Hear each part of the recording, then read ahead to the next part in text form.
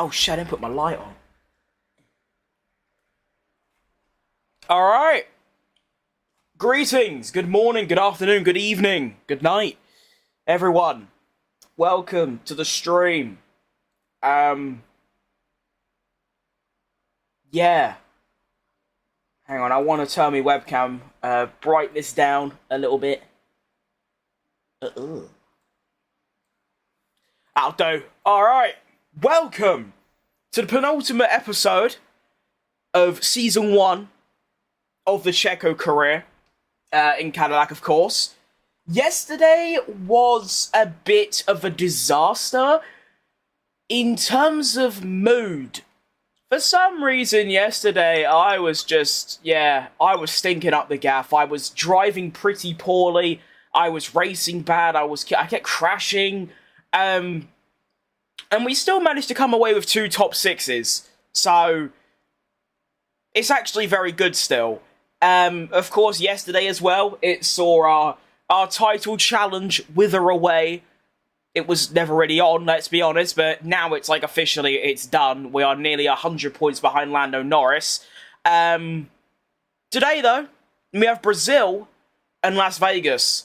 I have no idea what to expect. I don't know if I'm going to be quick. I don't know if I'm going to be slow. I don't know what kind of result is, good. I don't know if we're going to be fighting for top 5, top 3, top 10, top 15. We have no idea. I have no idea. So we're just going to go straight into it. We're going to be no funny business, no waffling around. We're going to get straight in. I think Brazil is a sprint weekend as well, so a little bit of extra racing for you lot today. And, well, today I've got a couple of objectives. The main one, though, is just don't be a bitch and just keep moaning about everything. Just drive the car. And whatever result I end up with, that's just what we get. That's just how it goes. So let's get into practice.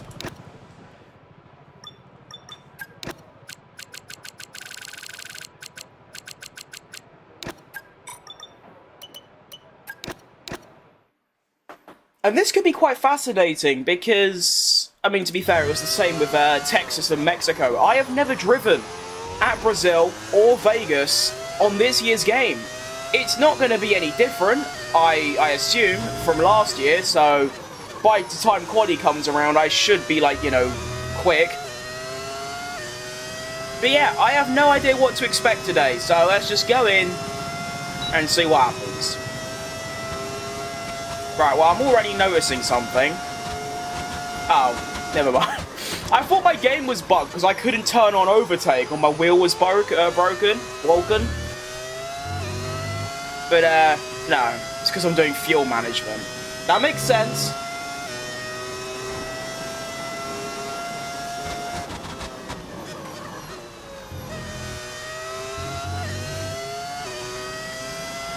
Can I not go a little bit faster at least? This should be flat. Yeah.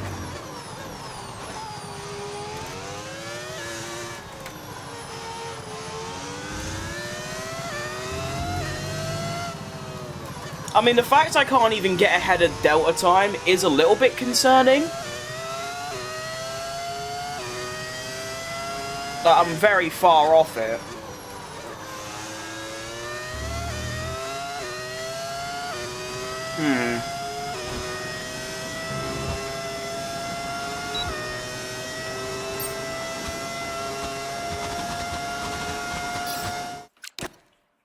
So down the straights, I'm just losing a ridiculous amount of time.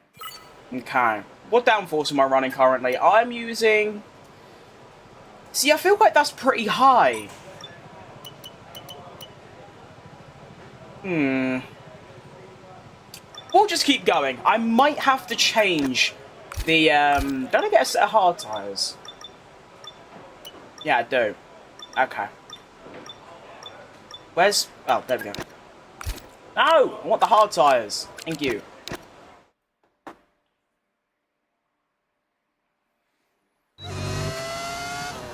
So yeah, I don't know.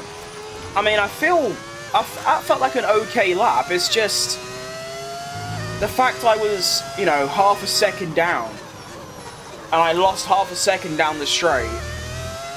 leads me to believe I need to lower my downforce, but it's already quite low. We'll see. We'll look at the speed traps. That'll be a good indicator. If I'm not like, you know, like top 10, then we'll lower the downforce. See, like I'm first, so to be fair, no one's really come out yet to do a lap, so I'm losing a lot around turn 1 and, well, turn 1, 2, and 3.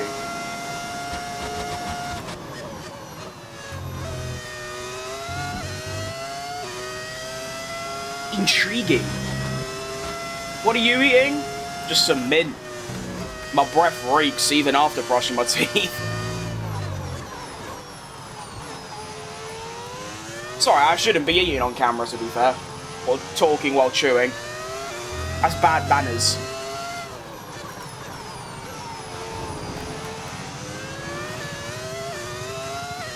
Can I do this flat? Yeah, go on! I do love a set of hard tyres. Oh shit. Ah. Okay.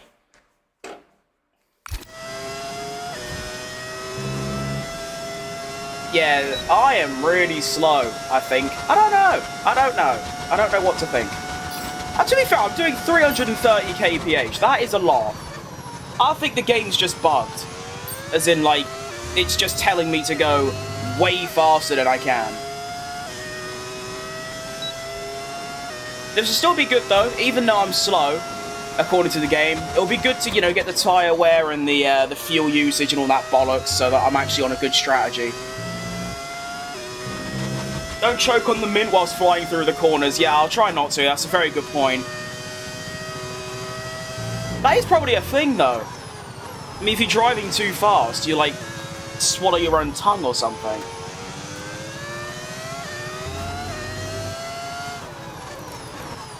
Alright, Sector 2, I'm just gaining a lot. And then I proceed to lose it all through Sector 3. I'm just not going to think about it. I feel fast. I'm P2 overall, so... Wow, look at that. I'm using overtake and I'm still losing time, but at least I'm up. Yes! I'm treating that as a big win. I do like this track. I wouldn't say it's up there, really, but... It's a neutral ground, me and Sao Paulo. I don't mind it. I don't love it, but I don't hate it. It's alright. I'm the girl who was kind of a new fan. How are you? I remember you. I'm doing great this morning. Woke up with the trots, but, you know, we move. Horrible Sector 1. Oh no. Oh no.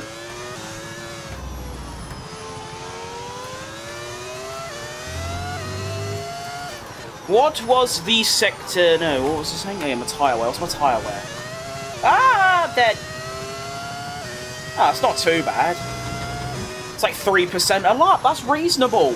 I just need to stop driving on the grass. That'd be great. Lewis or Max? Max, to be fair, in my opinion. In sort of anything, really. I think he's a better driver. I prefer, like, him. Hamilton is obviously great. I like Hamilton. It's a shame about Roscoe, isn't it?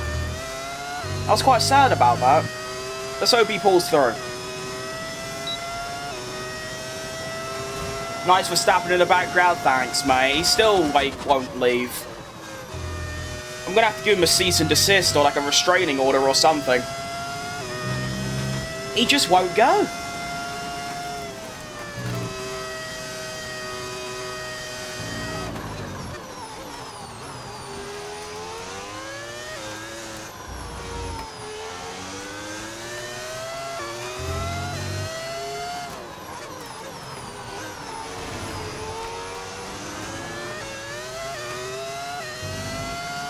Uh-oh.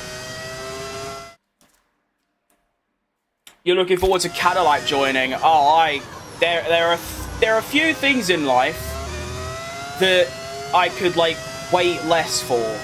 But I need Cadillac now. especially because of their drivers. Like, that is just the best driver lineup.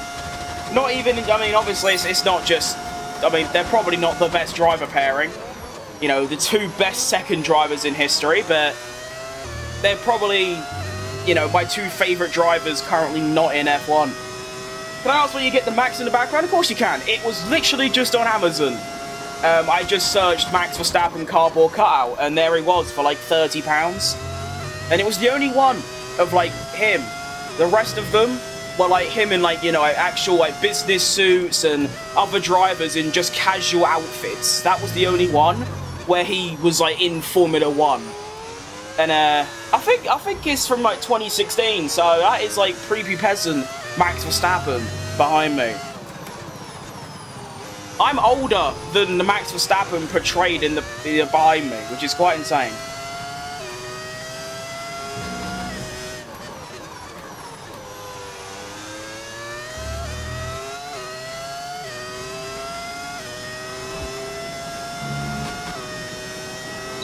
Straight line speed!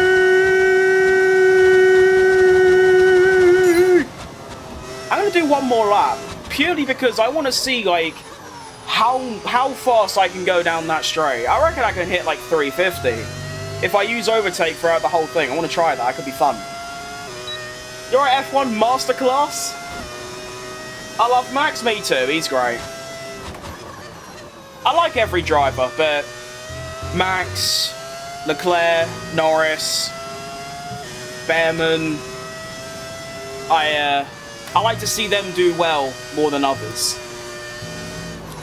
It's like, if, like, for example, like, Gasly gets a good result, it's like, oh, cool.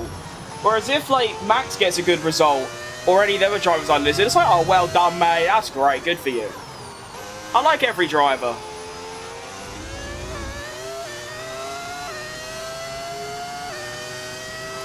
Alright, let's see the straight line speed.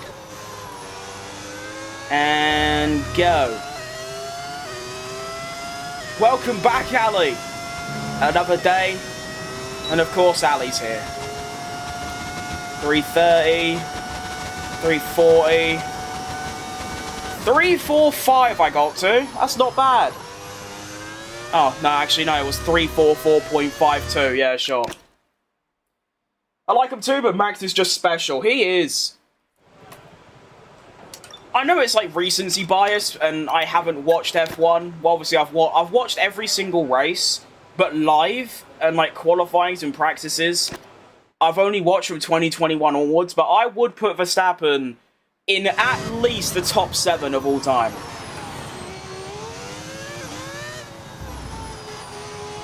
And I say top 7, might be a bit generous to some, but I know some would probably put him lower than that. I would probably put him 4th, or maybe 5th.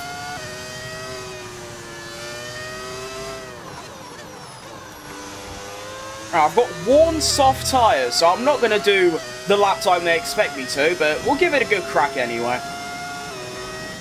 Zandvoort was my favourite race because Behrman got P6 from P19, but no one talks about it. To be fair, no one talks about it because it's a Haas, and that's just unfortunately how social media works. I mean, look at football.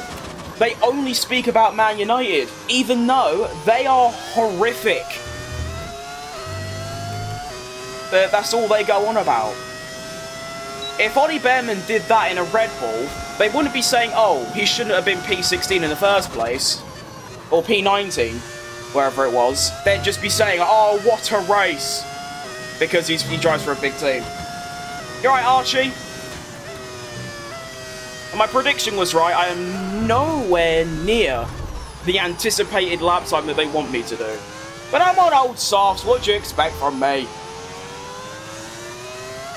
To be fair, Verstappen could probably get pole on a used set of tyres.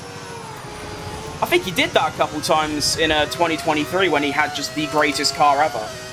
But well, you could say like the Mercedes 2020 car was better, but it was statistically the best, at least. Very horrible lap, but I don't really care, to be honest. I'm just looking to get into qualifying. Yeah, second off. Right, hang on, I mean, I know I'm going to go a lot quicker than a 10.5 in quali, but they think a 10.5 is going to be dead last. So let's go into quali and see what a 10.5 will get you. I imagine it will probably be P20, but it's still good to have a look. Nice save, thanks, mate. It completely butchered me that, but, you know, at least the car isn't in the wall, you know? Who's going to win WDC? I mean, I know Verstappen's on this unreal, crazy comeback run, but I do think Piastri's got it in the bag, to be honest. I mean, obviously, it's not that close, but it's close enough where one DNF from Norris, Piastri, or even Verstappen could completely change it. One more DNF for Piastri where Norris actually does something, and Norris will probably win. One DNF for Norris, Piastri will probably win. One DNF for Verstappen, and he's just out of it. So, I still think Piastri, though, unfortunately. Real OG since 1950. Yeah, I've been around. Oh, yeah, I forgot it's mediums first, isn't it? Right, we'll do 2 runs on the mediums. They should be able to last that long. There we go. Begin. I want a different vibe of music on. I know you lot can't hear it, but for me, I need it.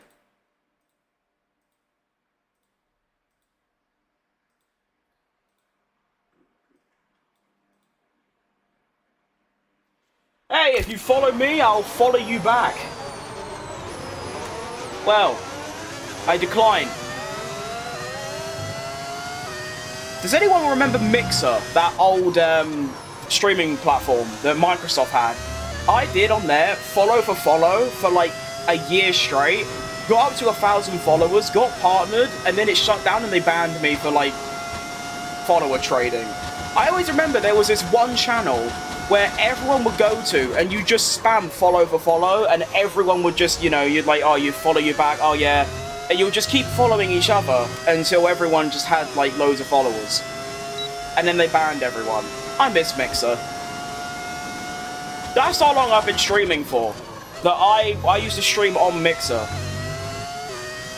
I've streamed on everything, to be fair. The only platform I haven't streamed on before is TikTok. Because you need 1,000 followers, which I'm on, I think, like 500. Although, to be fair, I don't post. But even when I do, I never gain followers, which don't really bother me, but I do want to stream on TikTok because I feel like there's potential there.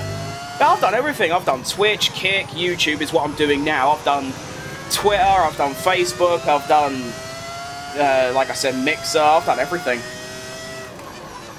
It's crazy to think that in about 2 months' time, I would have been streaming for about 11 years. That is just so dumb.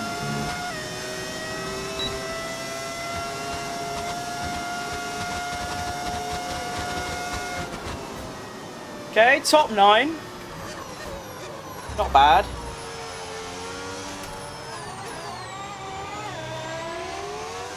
Ah! Run! Oh, sorry! Sorry, I'm sorry. Oh, apologies, mate. If that was real life, that'd be a grid penalty. Only Chads remember Google+. I actually don't remember Google+. How long you been doing no assist? Well, to be fair, I still use the 2 main ones, in my opinion, ABS and the driving line, but I've done no traction control and all of that since 2023, or since F1 23 came out. Bro, it's bigger than the universe. I'll be honest, mate, there are millions of people way bigger than me. I might look big, but on a chart, I'm only obese class 1. There are millions that are bigger. So fuck off. Alright, so a top... Oh, wow, oh, wow, top 11. I'm gonna have to try another lap. I just don't know if I can go quicker. It's crazy how that works, really. You go into practice, I'm 8/10 off, you know, the McLaren who was on softs and I was on hards. I go into quali and I can't even... Well, I might not get into Q2. The difference between practice and quali is immeasurable. What is better, Perez or the McLaren tuned Perez? I think the McLaren tuned Perez. That was some voice acting job, let me say. That was special. Still pretty big? Oh, absolutely. There's no denying that.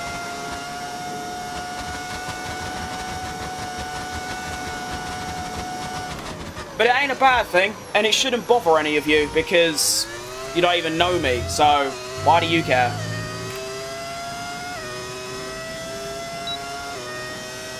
You're such a chill guy, not gonna lie. Thanks, I appreciate that.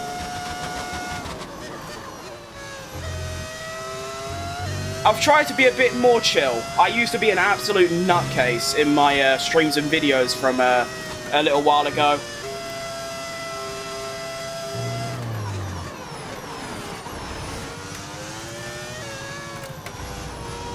I just ain't got that youth energy anymore.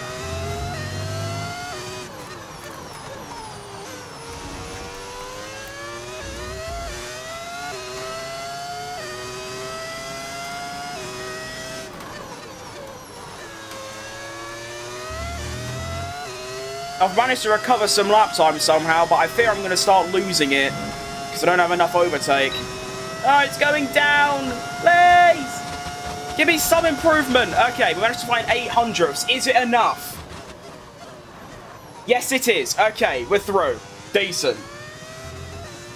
The thing is, you're being stage 3 before you know it. Apart from the fact that in the last sort of year, I've done nothing but lost weight apart from gains. So please, for the love of God, shut the fuck up. Anyways. Just drinking Red Bull and playing the sim won't help. I ain't drunk Red Bull since I was about 10.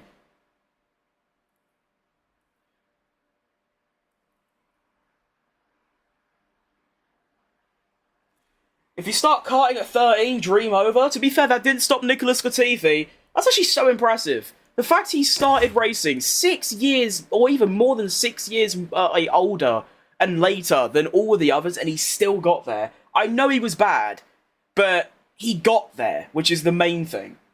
It's so impressive. I mean, bro thinks that I want to drive in F1. Bitch, I ain't driven a single thing in real life. Fuck you mean, F1 driver? Bloody hell, what does he think I am? He's just rage baiting you? Oh, I'm fully aware.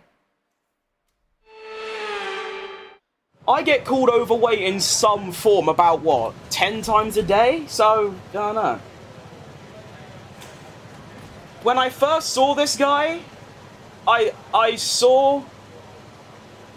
I don't know who that is, unfortunately. Your driving is really fantastic. I've only been playing for about a month and I'm just starting to get a greeting from Germany. Well, welcome to the F1 community. It's lovely to have you. I hope my driving's fantastic. I have played these games for a few thousand hours at this point, so I think there's a couple tenths in there, but overall, with, you know, ABS on, I think I'm nearly as fast as you can go. I could be wrong. I could be. But, yeah. I don't... Since about last year, I sort of lost the interest of going faster, because it just takes too much time and practice, and I'd rather just stream and, you know, be entertaining rather than be the fastest. Of course, if you want to be the fastest and you're interested in that, then, you know, give it a good crack. And if you want to learn, go and watch, you know, your Joanna Wattmeers and all of that. You'll learn quite quick. Now, we have one lap to get into Q3. I don't think I've got it in me, but you never know. Especially because I've already completely cocked up turn 1, 2, and 3. We move. Do you like the Gran Turismo series? Nice driving for multitasking, talking with chat. To be fair, I do crash a lot when talking to chat, so now I have to pause it. I've only ever played Gran Turismo 7, which I played on PlayStation before I moved to PC about 3 weeks ago. I love Gran Turismo 7. It was a fantastic game. I never played it online, but just doing all the races, especially in the faster cars, you know, like your Le Mans hypercars and the Super Formulas, and even like the GT... what were they called? You know, was it GT 800 or something like that? It's the 800 touring car series. I love driving those. They were a great bit of fun. I think I played it for a few hundred hours, but of course now I'm on PC, I can't really play it. Unless I buy the game again, which, I mean, it's a bit embarrassing, but I haven't really got that kind of money.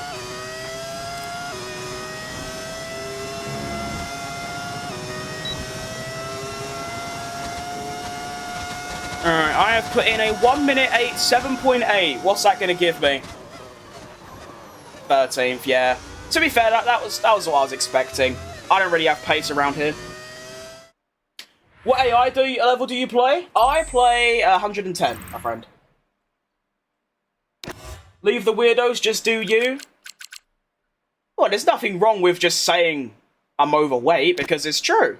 It's just boring, because it's like saying someone's tall, or someone is, like, small. It's like, I know, because I've looked in a mirror, I've seen myself, I am aware. It isn't like someone says that and it's like, fucking hell, I didn't know that. It's also a bit rude to assume that, you know, saying it to me or saying it to anyone else similar to me, that we aren't trying to do something about it.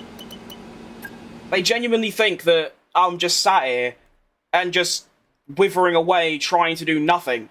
And that's just disrespectful, to be honest.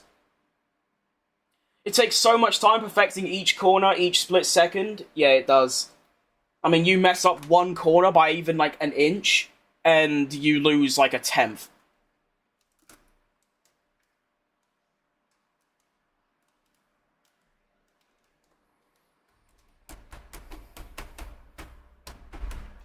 Alright, well, it's time for the sprint race. We're starting P13. I'm expecting to kind of hover around that kind of area, probably the whole weekend. I'd say getting in the points in the Grand Prix will be a very tough task. And to be fair, in my head right now, my mindset is that this is a bad weekend. 13th in quali is bad. But when you look at it as the, you know, we have the third slowest car right now, the third slowest is about P13. So, if anything, I'm just driving at the level of where the car is. So it isn't actually bad.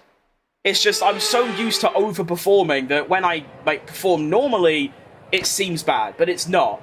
So, at least that's what I'm going to say to myself to try and cheer myself up from driving bad.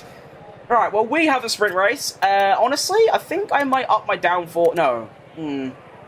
No, I'll just leave it. I feel like my cornering is good, but then my straight line speed, it seems good. I am hitting like 320, 330, but it just seems slow.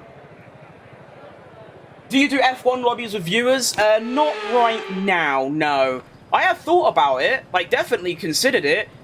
I feel like, I don't know, I sort of dread this situation of where I'll start a stream of playing with viewers, and then there'll be about there'll be three people, and I'll be sat there waiting. But, you know, if there is enough interest, then absolutely. I feel like, you know, playing with viewers is one of the easiest ways on this game to sort of build, like, engagement and a bit of a community. Because obviously I'm streaming, and you lot watch, but there's just so many new people popping by. When you do, like, open lobbies, you know, the same people start coming by. At least that's what I think anyway, just from seeing other people do it. It also bangs views, so yeah. I'll definitely be doing that at some point. We have a sprint race to do, though. What AI level is he playing? I missed the answer to the question. But you can always ask again. I'm playing on 110. And go! Good start. Look at that. Throttle all the way down. That is so weird. That's one of the best starts I've ever had in terms of, like, you know, no wheel spin or anything like that. But I didn't gain any positions or anything. I mean, I did. I've just overtaken signs, but... Right, straight line speed test. Let's see. Do I have more? Yes, I do. Okay, that's very good to know. As we head very quickly into turn 4, gotta try and avoid contact with signs. That'd be bad. Come on. Come on! Do it! All those grocery carts down there is a effing gold mine. What? Did you say that in the wrong stream?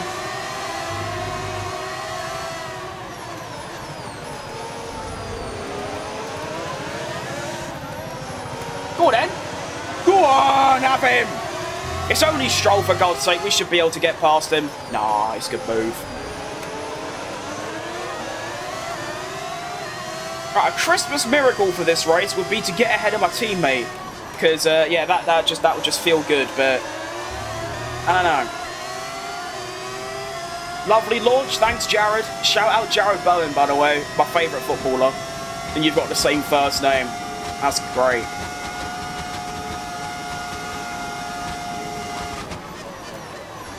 Yeah, that straight line speed is immense. Shouldn't matter though. As long as I'm in DRS, anything's possible. Trailer Park Boys, I don't know what that is.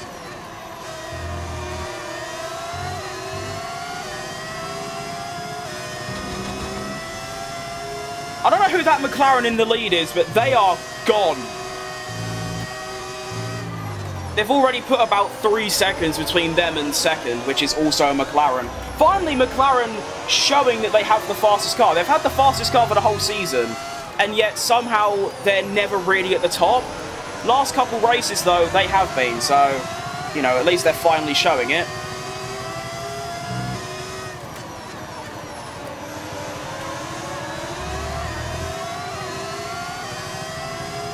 What wheel do you have?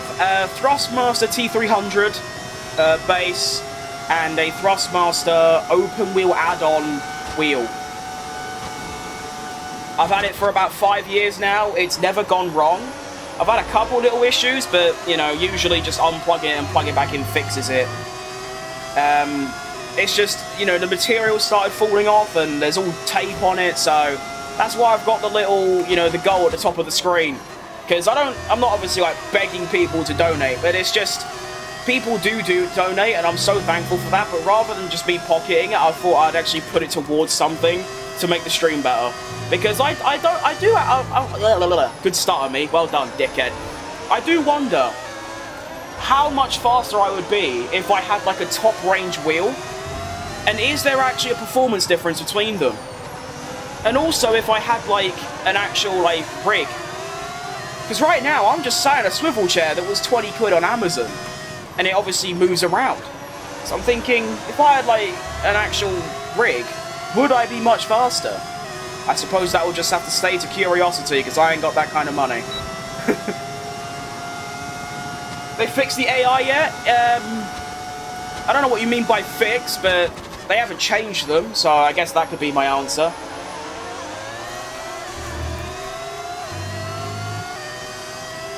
They're not faster, they don't race more, they're just the same.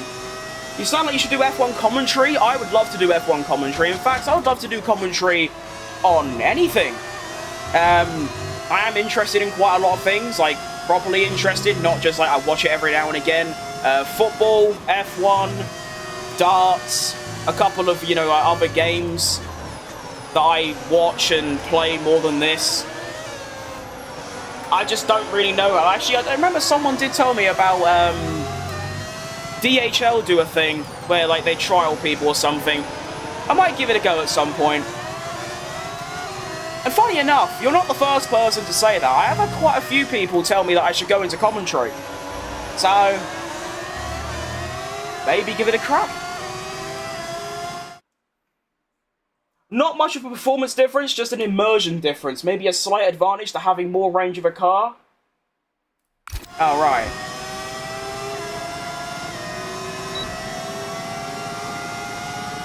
What football team do you support? West Ham United, unfortunately.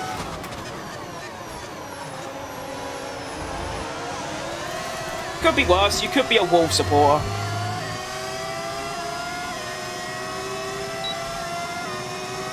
Hey, Peter Griffin. Oh, I've already heard that 3 times before, mate. Think of a new one.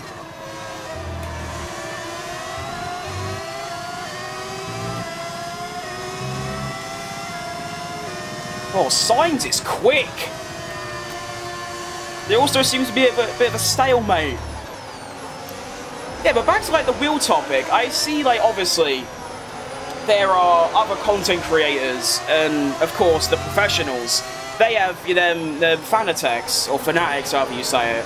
And they're in the grands. There's like one that's 1 to 2k. And I'm thinking, if I like win the lottery, or even like, you know, steal it off someone or something, if I just find that money and I buy one of them, will I improve? Or is it just purely for like the feel? And maybe the realism, because of course, you know, some of them are based off actual wheels. Who knows?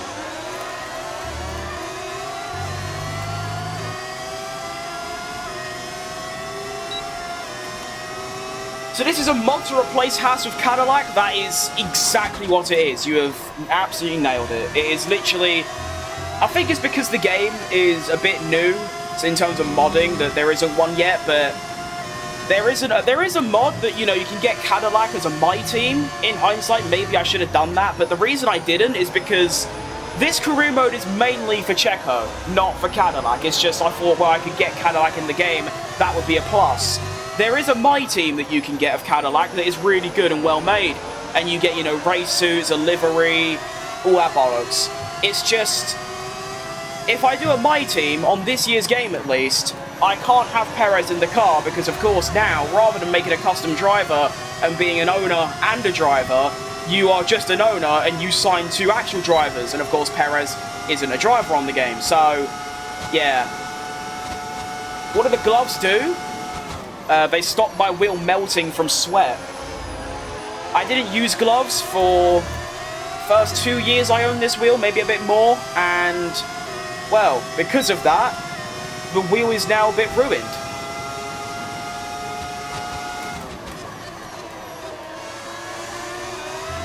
I'm quite impressed with how the mediums have held on, to be honest. Usually by about this time, and we saw it yesterday in Mexico, by this time, or even less, like 5 or so laps, the mediums were just dead. And I was losing 2 seconds a lap, and although I am losing time now, they seem to be holding on considerably better, so... yeah, that's a big positive. I'm sorry I had to do that, I saw the opening, I don't even think I'd get the move done.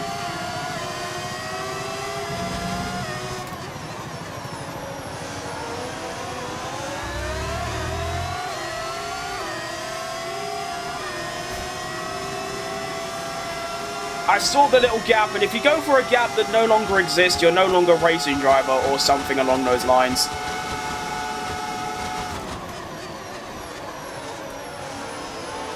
If that was a real person, by the way, not an AI, that wouldn't be possible. But because it's an AI, I can do it. The Cadillac engine sounds nice. To be fair, it isn't a Cadillac engine. It's a mod that turns it into a V10. I can't tell you what specific V10. Whether it's, you know, a Ferrari or a Mercedes or whatever was knocking about then, it's just a V10. All of the mods, by the way, if you're interested, they're on overtake.gg. And, of course, it's PC only.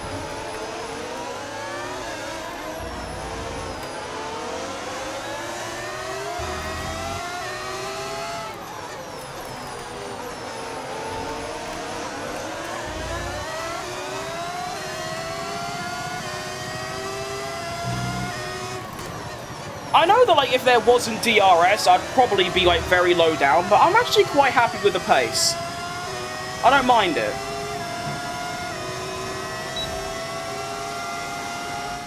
Honestly, haven't played my team much. I prefer F1 Manager. Very valid. Is there any other sports you like to play? The only other sport I play, obviously, I'm a bit physically limited. So things like football and like tennis, although I used to love playing them, don't really play them anymore. The only sport I play is darts. I have a dartboard in my room. I just play darts when I'm not doing this. Why the hell is there a dude Max Verstappen in his room? Yeah, there is. You know, F1 Manager, I haven't played it recently because I just kept cocking up strategies, but yeah, F1 Manager is great. Do you have assists turned on, and how long would it take to master the game without using them? It obviously just depends on how quickly you pick things up. I have tried turning assists off. I can drive without the racing line at Singapore, and I can drive without ABS at Bahrain. Each of them took probably about 10 to 20 hours, maybe it was probably more like 20. So, of course, I'd have to do it on every single track. So, yeah, it's a lot of time. And, like, to be honest, I don't really see the big benefit other than it being a bit more realistic. I mean, people say using the line is like cheating, and same with using flashbacks, but the way I see it, it's a mechanic in the game that they've added for, like, since the game began. And 90% of people use it, so I'm just gonna keep using it.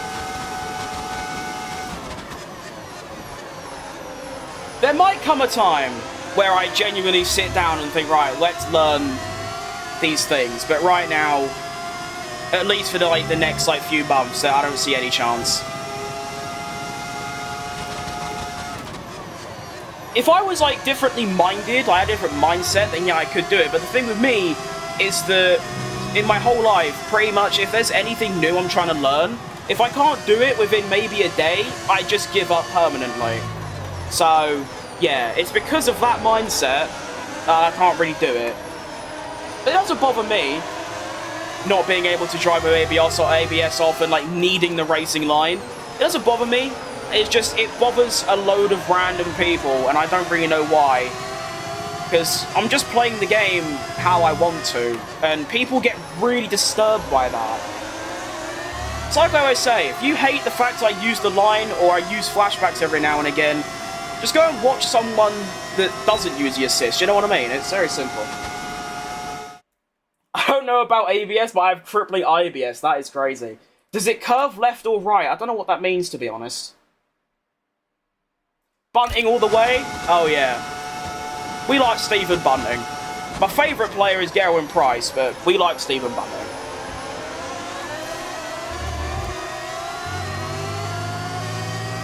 You good? If you're talking about me darts, yeah. Depends on what you refer to as good. I've been playing for 5 months, and I can average about 50. So, you decide if that's good or not. I swear the line is the hardest assist to turn off. I agree. And the only reason, this is my theory anyway, the reason it's so hard to turn off is that, obviously, the line, you just look at the track when to brake. Whereas when you turn it off, there is nothing to look at. Because you haven't, of course, when you have it off, and real drivers do it as well, is obviously the way you brake and know when to brake is you use markers. Whether it's, the brake markers, or there's, something in the background, or a detail on the track, you use those to, decide when to brake. And because you use the line, you're not looking for those things. So when you turn it off, it's like, well, where, what, why? And yeah, it gets a bit daunting. Honestly, the thing I struggle with most, the ABS, I was a bit confused. Because I felt like I was trail braking correctly, and yet I was just locking up at every single corner. Although, to be fair, I never really did any much research into it. I didn't really watch any videos on how to do it, or I didn't really look at, other drivers using it. The thing with the racing line is I just kept struggling to remember. It's like I wrote it down in a notepad of where to brake, but then when I'd get into the braking zone, I'd forget what I'm meant to be looking at. So it wasn't actually the fact that I didn't know where to brake. I knew where to brake, I just kept forgetting the markers. And then when you factor in that there's 24 tracks, yeah, a bit overwhelming. But you know what, if people get that bothered by it, and there is such an overwhelming amount of people bothered by it, maybe I'll turn it off. Oh, we have a yellow flag somewhere. Didn't even know this was the final lap. Let's try and not lose a position on the line. Oh, it's behind, no one cares. Well, that whole race was basically being stuck in the DRS train. Tough race, but you know what? The mediums held on nicely. I was able to stay with Ocon. We'll take it. Can you do traction control off? Oh yes, of course. I've had traction control off since F123. The only assists I use is the line and ABS. I have manual gears, traction control off, obviously steering assist and all that off as well. When I started, I immediately took off all assists except driving line. It promotes focus and critical thinking in regards to how to ease on the brake and throttle. Yeah, see, that's where I went wrong initially. The very first time I tried was I turned everything off. I turned the line off and ABS off and manual gears, which I didn't use at the time. And it got very overwhelming. Then I started, one at a time, and yeah. If I actually had the patience to sit there and learn it, then I would. But I just don't, unfortunately. I'm just not wired like that. It's all a TikTok, it's gotta be. Anyway, after that race, we saw Leclerc somehow win, even though I'm pretty sure there was a McLaren. Hang on, wait, I need to see this. I thought the McLaren is 2 seconds ahead. Norris and bottling, they go hand in hand, really, don't they? Especially at Brazil. A good way to learn the track is to use the line and note where the braking lines up with a reference. Yes, that is very true. Like I said, though, just doing it on every track, yeah. I mean, that's all you have to say. I just give up easily. You know, unfortunately, that's just how it is. It's more fun without ABS. Oh, yeah, it's definitely, if you, like, learn it and you start doing it right and, like, you're consistent, I can absolutely agree. It's probably way more fun, and, of course, you're going faster. But, yeah, it's just the process of getting there. Do you know what I mean? I mean, don't get me wrong, I have put in some truly insane lap times with ABS on. I think at Silverstone last year, I was only half a second off Thomas Ronhar's time in time trial. I never played time trial, but I did 400 laps of Silverstone in preparation for a league race. I had ABS on, but I had everything else off, including the line, and I was half a second off Ronhar. That was it, though. That was like using my ultimate, you know? I had this really good lap, and then that was it. My actual league race that weekend as well was dog shit. I crashed on lap 1. I only got CHECO Corsa to play in my Steam library, and I still use Assist, but I have a close friend who likes F1 very much. She got me into it. I might get the game soon. Keep it the good work. Thank you, Matter. I've also played a CHECO Corsa. My experience with it isn't very deep. I literally just drive.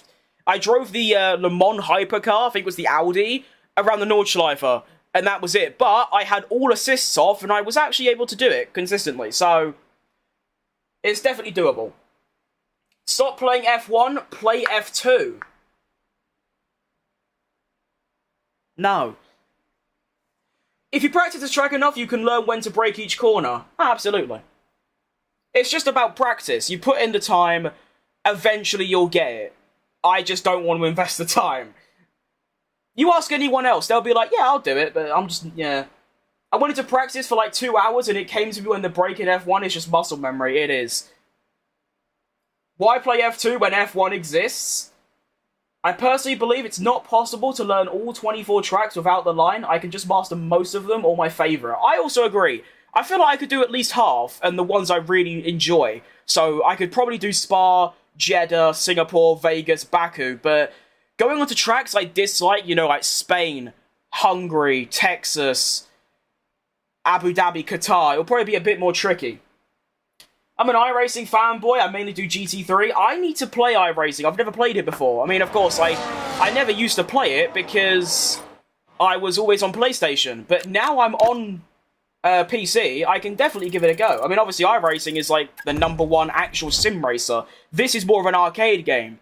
I mean, the CHECO Corsa is a bit of a sim racer, but iRacing is like the proper one, so I might just have to.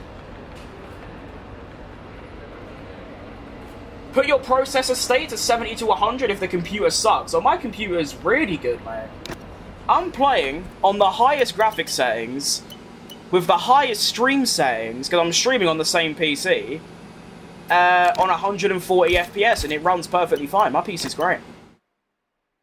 iRacing's the best. I've heard good things, and of course I've seen you know when Max Verstappen would do like sim racing on there, like the 12 hours of Spa and 24 hours of Le Mans and all that stuff. So I've seen it. I've seen videos on it and streams, so I sort of get the gist of it. It's just I've never played it. I think it'll be a great humbling though, because of course the only games I have in sim, like in terms of like driving, the only games I've played is this, a little bit of a CHECO Corsa, and a little bit of Gran Turismo, and maybe a diddy bit of Forza Horizon. So going from these like arcadey games, I know a CHECO Corsa isn't, and Gran Turismo kind of isn't, but going from that into a hardcore game meant to be as realistic as possible in terms of driving behaviour and things, I reckon it'll be a serious humbling. Because I think I'll be fast, I'll get in the car, and I'll just crash all the time. You should try Automobilista 2, fantastic race sim. I'll have a look into it. Do you know what game I really wanted to play? Le Mans Ultimate. I think I've seen some pretty like negative things said about it, but it looks sick. I mean, you get to do like, you know, that's all of the, obviously the endurance racing stuff. It looks amazing. I'd love to play it. Your glasses? Are you sponsored by Red Bull? That would be great, but unfortunately no. You'd think I would be. I've got Red Bull stuff covered in my room. Posters, signed shirts, helmets, all that, but no. F1 is a bit dead in iRacing though, not a lot of lobbies. I think, yeah, There's not, I think, oh, that, what is my stuttering? That was crazy. Yeah, I think it's definitely a lot more GT3 endurance racing on there, which I'm perfectly open to do. I love driving.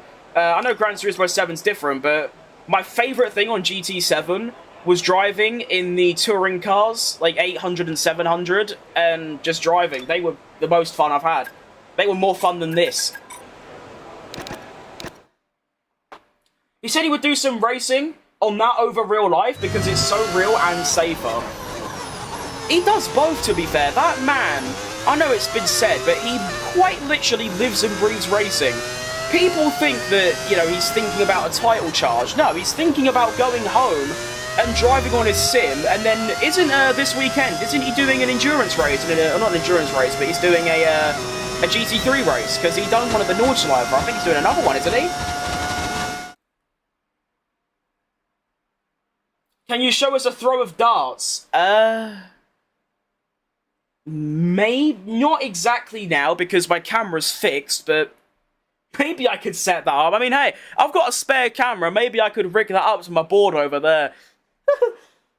How much do you think I need to spend on a PC to run AAA games at high refresh rates? Is 1.5K to 2K enough? Oh, I think that's easily enough. I'll be honest, I didn't really do much research with my current PC.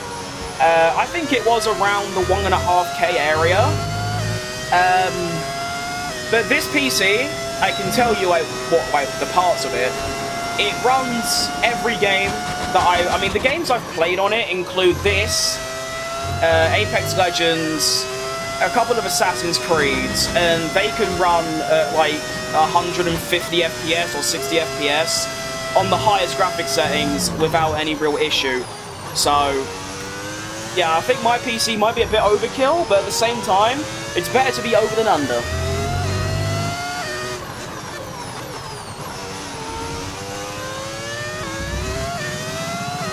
I just wish I could make my stream quality higher. I'm not too familiar with like OBS settings, and especially the advanced ones and like what they do. I have got it like the highest you can possibly go. It's just like, unfortunately, I have to keep my bitrate low at only 6K because Twitch only runs at 6K. Whereas YouTube, as far as I'm aware, does a bit higher. Only top 12, that's pretty bad. AMS2 is a perfect choice if you want to do 50s formula all the way to modern cars. Sadly, no career mode, but people have made mods to help that. I'll look into it. Sounds pretty good. I have to go to school. I enjoy school, Aaron. And for everyone watching, if you're still in school, for the love of all that's holy, stay in school, because I learned the hard way what happens when you leave school. Alright, so we are currently in P12. We have under a 10th gap to the knockout zone, so we need a very good lap here. Yeah, the pace isn't fantastic around here. I'm not sure why, to be honest. I think it might just by Sector 3, like the straight line speed. That's where I seem to be losing most of my time. My Sector 2 seems alright. So I'm not entirely sure, to be honest.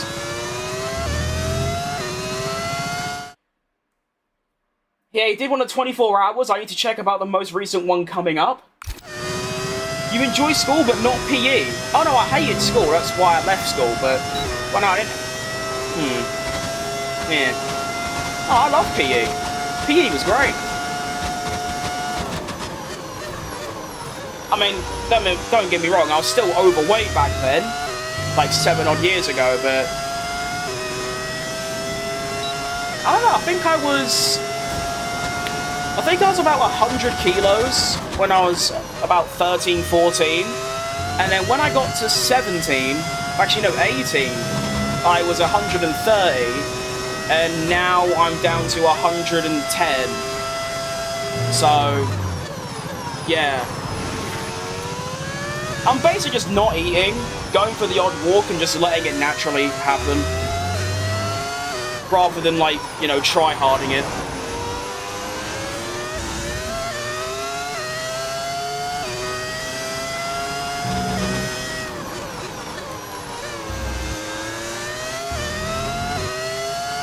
Well, I managed to find a bit of time.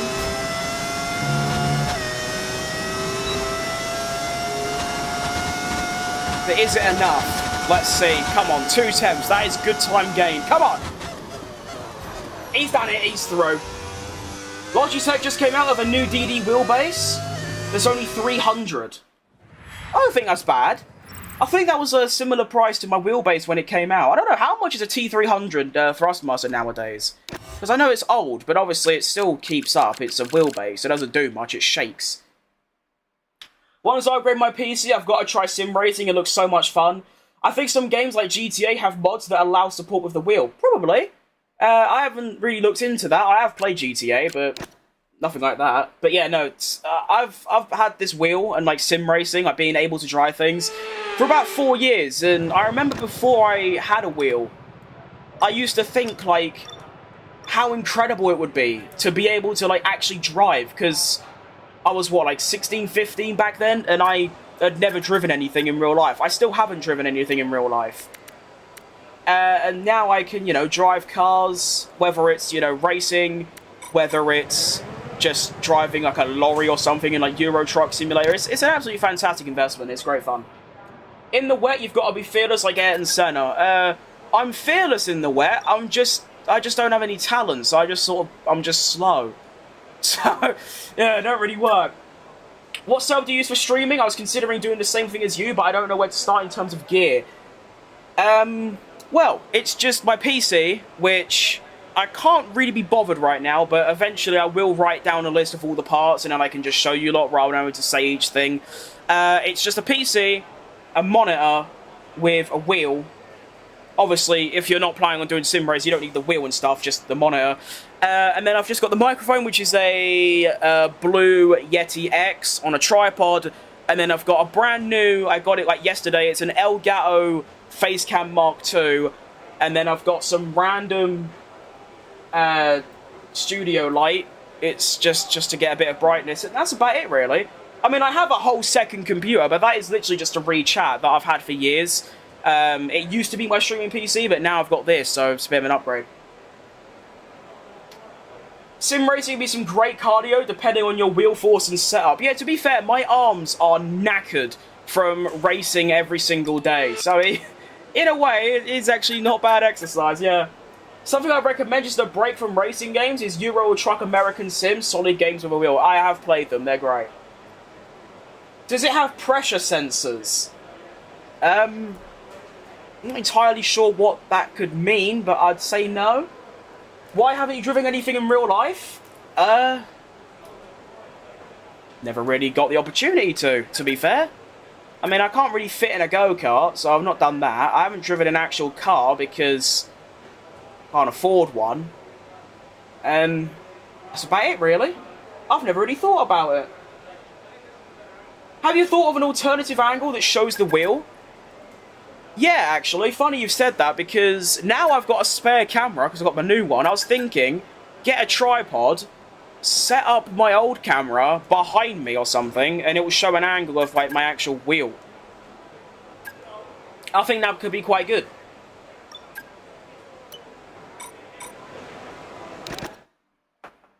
Long live King Crim, yes! That's like a cool name, King Crim. I think that's just because of alliteration, but still. I am King Crim. Alright, let's actually do some driving now, because I've spent the last 10 minutes talking, which is great. I love being able to talk to people in my chat, because up until about 2 weeks ago, that wasn't really a thing. I used to just stream, and then people would just sort of chill. Maybe the odd, like, 3 or 4 people, and that'd be it, and that was great. And now, yeah, I get to have some conversations with you lot. It's great.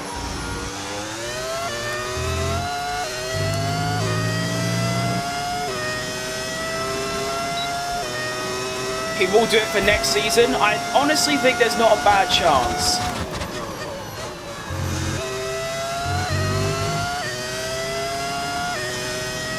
I just need a little bit of a better car. I don't know why I turned my ERS off there. I'm too race coded. It's like I was saying yesterday. If my car had less tyre wear, especially in the early phases, and a bit more straight line speed, there probably was a title charge on. Because I've had some really smelly races, about 5 or 6, probably a combined 50 points lost. you add that onto me now, I'm right in with a chance at the title. So next year, if we nail the regulations, I think there's a chance. 176. I don't think that's very quick. I'm probably out, right? Oh! Out by such a little margin. That is tragic.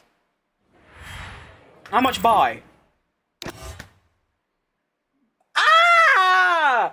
40 milliseconds. Oh, that's so annoying because that. Oh well. Do you really need the gloves? I do. If I don't wear gloves, when my hands get sweaty, it degrades the material on my wheel. Currently, most of the material's fallen off and it's been replaced by duct tape. So if you use a wheel, especially with this sort of rubbery material on it, please wear gloves because you'll just wreck it. That's why I wear gloves. It doesn't actually add any like performance or realism. It's purely so my wheel doesn't fall apart, basically. He sweats a lot, to be fair. I only sweat a lot because it's so fucking hot in here.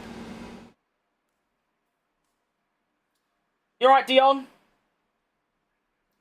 Have you ever grown a mullet? Can't say I have, no. To be fair, my hair used to be unfathomably long. It's a bit like Rapunzel. It used to go down to... Imagine, like... I don't know. It was probably about a foot down from, like, my neck. My hair used to go to. It used to be all in my face, like, up to my eyes, like here, with just hair. And it used to be about that tall. I don't know why I left it that long for ages. Personally, I think the new 26 regs are going to ruin the sport if they continue with the 50-50 power unit. I'm not really sure about the technical side of it. As far as I'm aware about the regulations, I haven't done much research into it at all. They're replacing DRS with manual override mode. I don't know if it's the same thing, but they're renaming it at the very least. There's active aero, which is meh. And I just don't like the whole idea. As far as I'm aware, depending on the corner, the aerodynamics change. Like the wings move around. I don't like that at all, to be honest. The only thing I like about these new regs is the fact that the cars are a little bit smaller. But that's it. The rest of it just looks a bit pointless. They can also help protecting your hands from injury. I actually broke my wrist driving once. It was my first time opening a Assetto Corsa, and the force feedback was set really high, and I spun, and it broke my wrist. Do you have a fan to simulate speed? I do, actually. There's a big one there. It just don't really do anything. Do you drive in real life? I don't, no. I'd love to, but no. I just subscribed, loving the content and banter. I appreciate that, Mustard Tiger. I don't like mustard, but I like tigers. I agree with you, Davin. Yeah, it would be a shit show. Have you ever thought of entering any esports/sim racing events? For the first couple years I started playing these games, I definitely did. I definitely had, like, a mindset, like, I want to be the best. I want to compete at the top, like, driving the fastest. But honestly, nowadays, I would rather be a commentator or a caster or an analyst for an esports event.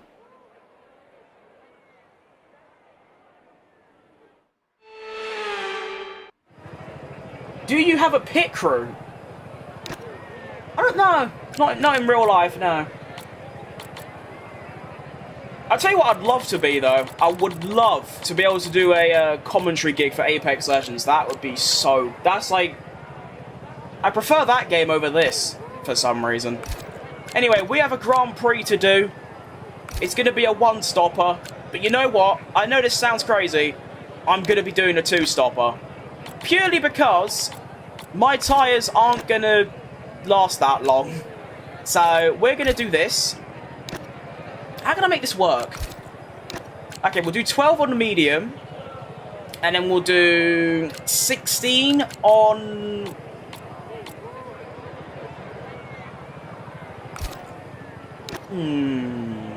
How can I make this work? I want to be able to pit quite early.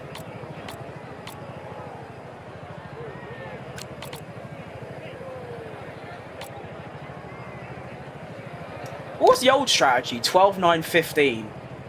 What if I just do this? Honestly, I'm starting outside the points. I'm willing to give this a go.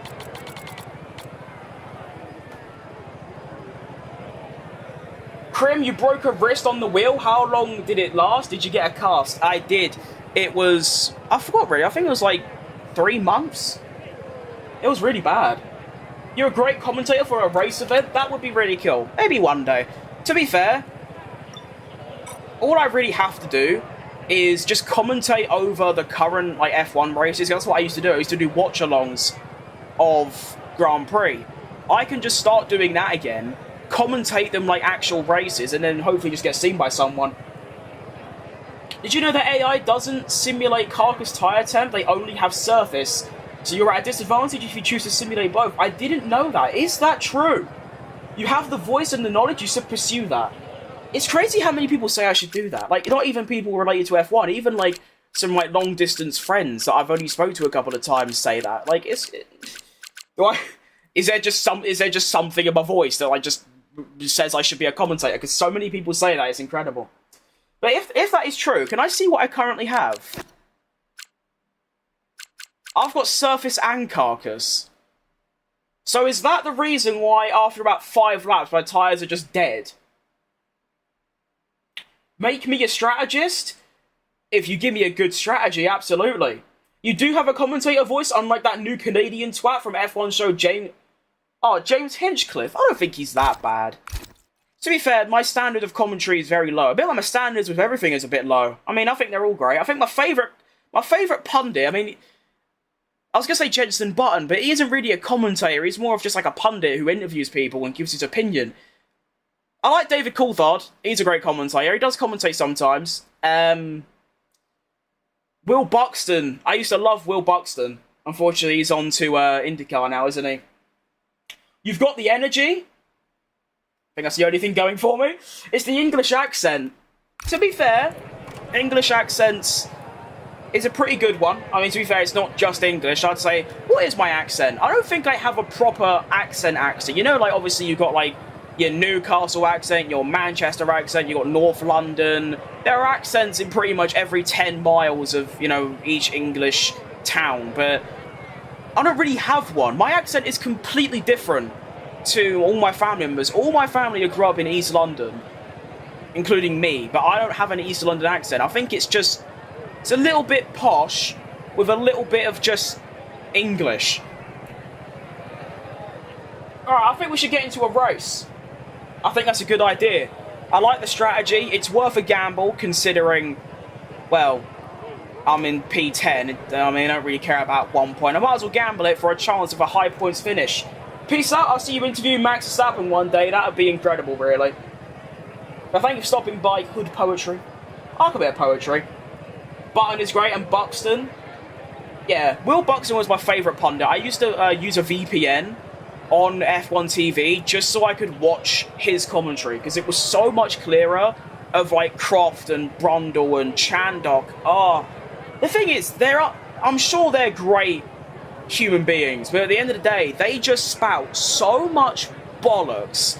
They either make stuff up, or they just say things for the fact of saying things. Like, it's like they're contractually obliged to not say, like, they're not allowed to be quiet. They have to be saying something at all times. So they just start saying things that don't make any sense, or are wrong, or are common sense. And I can't stand it sometimes. Love having Jolyon Palmer on the broadcast. I like Jolyon, he's not bad, yeah. Pretty good. Who is your esport GOAT? In terms of Formula 1, or just sort of everything? I don't think... have I ever watched F1 esports? I don't think I have. Oh, no, I have, actually. I watched 2 of the days of the F1 Sim Racing World Championship, which was... it's alright.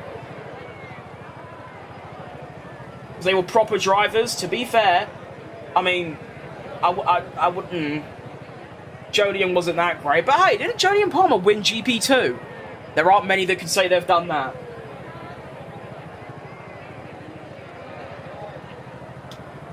But eSport Go, I haven't watched esports in pretty much any game. The only esports games that I've watched is Apex, Rocket League, and a diddy bit of Overwatch, and that's it. I've never ever watched Counter-Strike or League of Legends or Dota or Halo, all the big ones. So just from the people that I have watched, gotta be Imperial How. Now, Let's begin this Grand Prix. I mean, bro's won, like, 7 lands.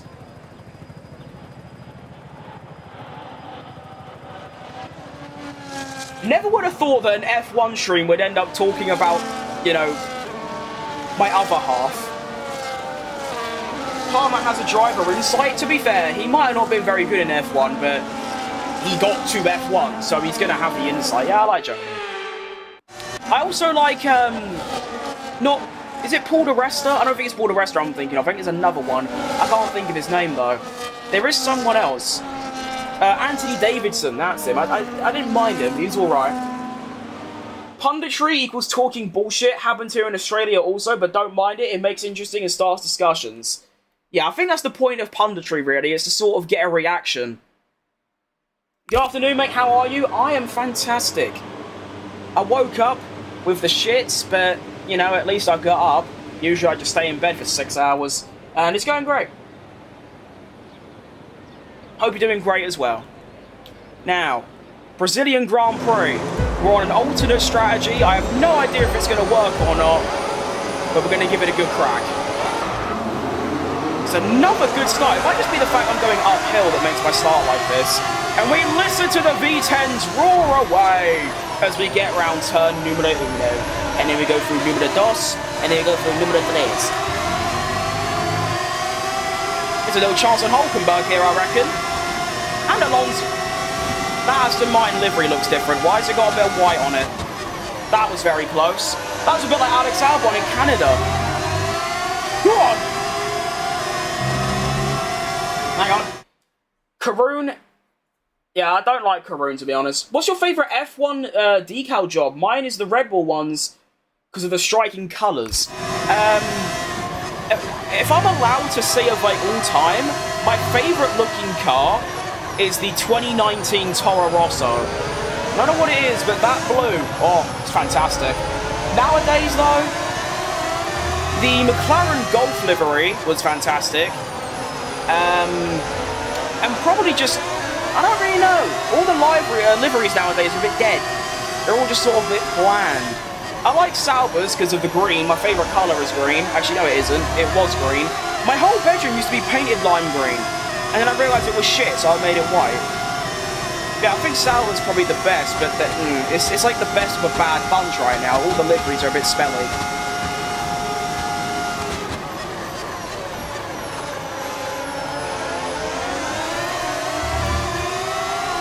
Now, I don't need to worry about saving tyres or anything, because I am on a strategy where the strategy is basically drive fast. That's it. Because I'm going to be two-stopping. Purely because I know, after the 12 laps, my tyres aren't going to work anymore. So, rather than have that misery of being 2 seconds a lap slower than everyone, we'll get in the pits, put on the softs, set a few blistering lap times, and then we'll get onto the hards until the end. And I don't know what that will accumulate to, but I'm hoping it means that I won't have to struggle with tyre, you know, wear, and I can be fast, be quick, and hopefully get a nice points finish. Although I am currently P8, which is surprising. And this track is a lot more about track position than I thought. Because I know I'm not fast enough to be in this position, yet with DRS and all of that, I'm able to be here. It's quite good. Waiting on my brother to get me from Heathrow. Nice. I've never been to Heathrow. I've been to London City, that's my local one. I've been to Stansted, Luton, and another one I can't remember. The max cutout behind you always gets me. It gets everyone. It's amazing. The FIA said that V10's coming back is still on the table, so let's pray. Honestly, why can't they just use a V10? Because they already have I think the main problem was like the carbon output and the fuel, which I think is a load of bollocks, but whatever. Surely they could just run a V10 with modern day fuel and just make that work. I love the previous Williams livery. I'm not thrilled about their current one. Yeah, they are. I really like their 2021 livery. That was nice. The Jaguar British Racing Green was spot on. That's also a very good shout. Well done. I love the old school Williams throwback to the Nigel Mansell days. Oh yeah, I remember that. That was good. Do this game have stop it? If you're referring to pit stops, then yes. If anybody remembers about Jaguar, I mean, obviously I wasn't around. I don't think I was even born when Jaguar were in F1, but I've seen their cars, I've seen their races, I've seen their livery. It was nice. Big fan.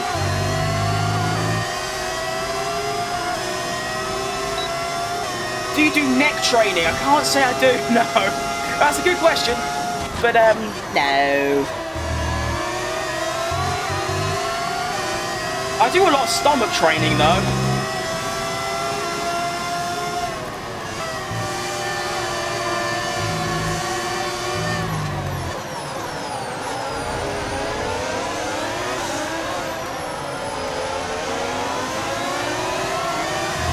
Alright, we'll see what the pace is looking like, but I might just revert my strategy to the one-stop.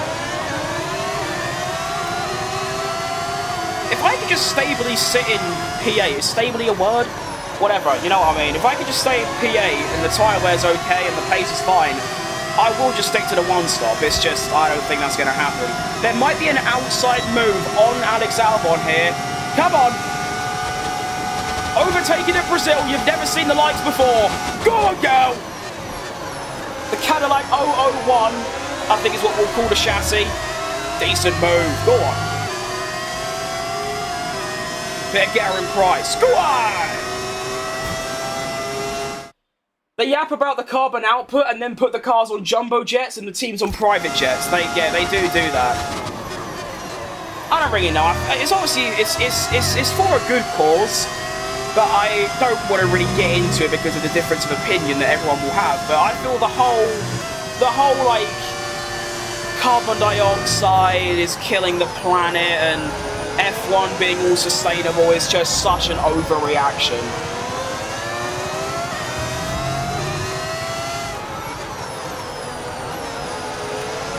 But maybe it isn't, because I don't know jack shit about it.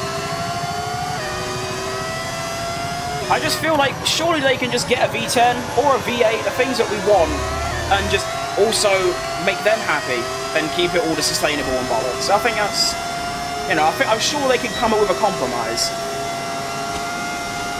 You're right, mate. Sorry that your name's in a foreign language. I cannot read that, unfortunately.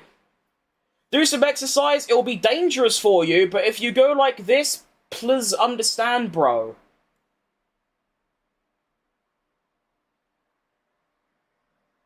Again, it's so disrespectful to assume that I just don't do anything. Like, it's so disrespectful.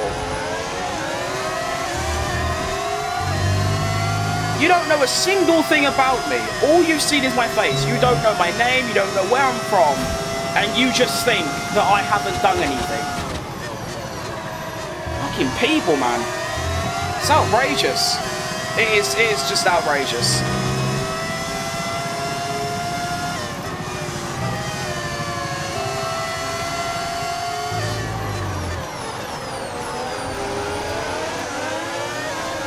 People would have you think that I'm on 600-pound life, like fucking hell. I know I'm big, but I'm not that big. I'm like 110 kilos, like that is not, that's like overweight, that isn't like ginormous like people would make me believe.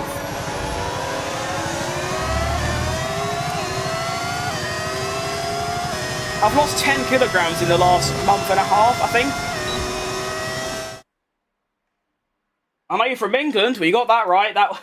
I don't think that was too difficult to guess. F1 2025. If you're asking what the game is, then yes, it is. Pond ecosystem.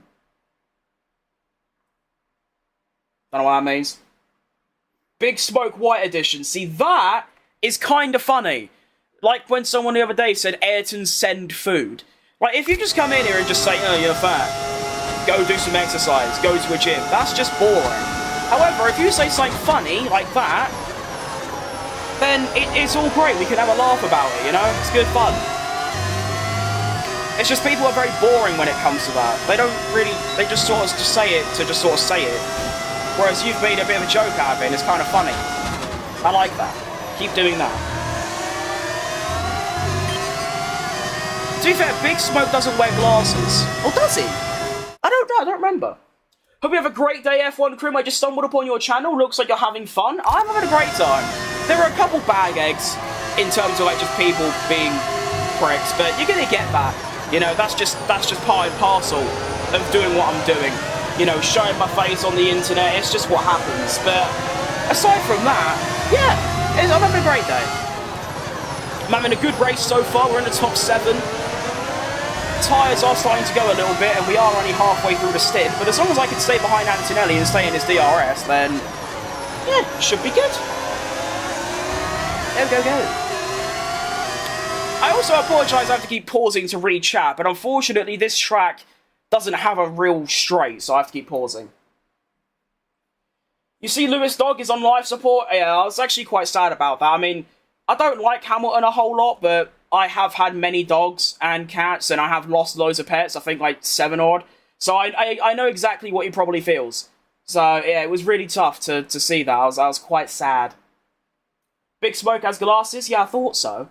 I tried to picture in my head. Sorry bro, but I don't want to be disrespectful, I just want the best for you. Well, no, if you want to be respectful, you ask maybe, are you trying to lose weight? Not just, bro, go do some exercise. That's more of a demand. I can understand though, so I'll forgive you. But the reason I'm like that, and I'm a bit, you know, harsh when it comes to that, is that people just say it to me like 10 times a day, and it does get boring, and it also just gets repetitive, and yeah.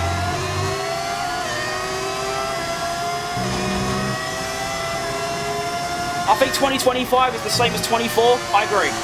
The handling is a massive step up, but that shouldn't mean you're gonna have to spend another like 60 quid to rebuy the same game.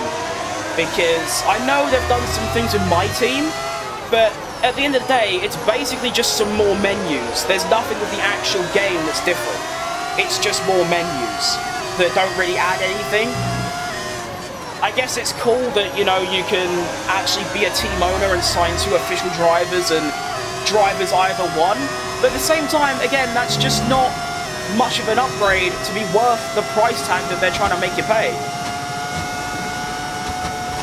I'll be honest, I only bought this game because I made content on it. If I wasn't trying to do what I'm currently doing, I probably wouldn't have bought the game, and I would have either stuck with 23, because that's my favourite, or I would have started playing other sim races, whether it's Gran Turismo, Assetto Corsa, iRacing, or anything, really.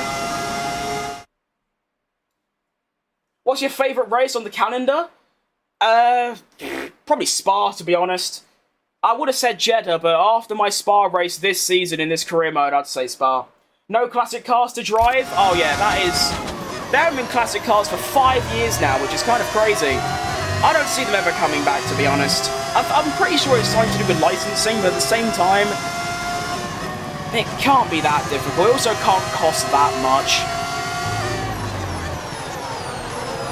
I suppose that's the good thing about being on PC now, though, is that, of course, if I want to drive a classic F1 car, I can surely just go on Assetto Corsa, and there'll be a mod for it. I'm pretty sure Assetto Corsa has got a crazy amount of modding done to it, because it's been out for so long, and the modding support is still going, so yeah.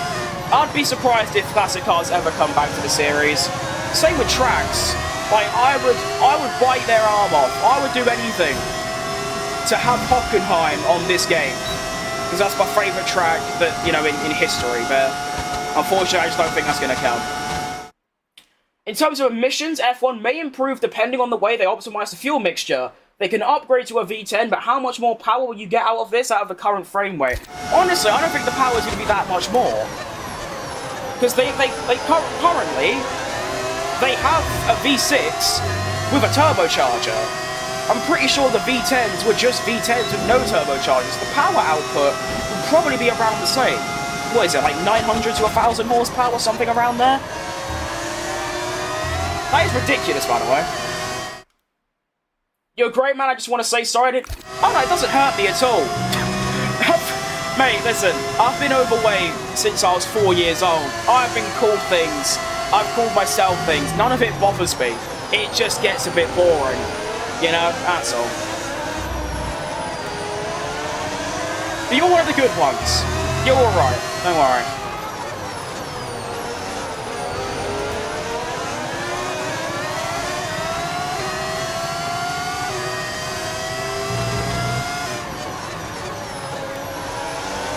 Starting to let go now. I'm just about hanging on to DRS.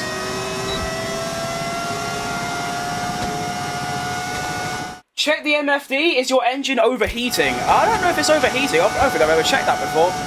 Oh no, the reason there'll be a red thing is because the engine's quite worn, which is why I'm a bit down in power, but it's either I use a slightly worn engine like I am now, or I have to take another new power unit. I've already had a grip penalty this season in Azerbaijan, and there is a slight chance I might have to take another. If I do, it'll probably be at Las Vegas, but yeah, durability is tough right now.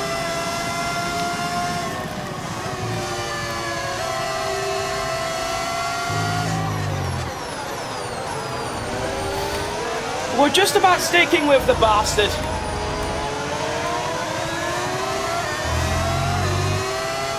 Just about.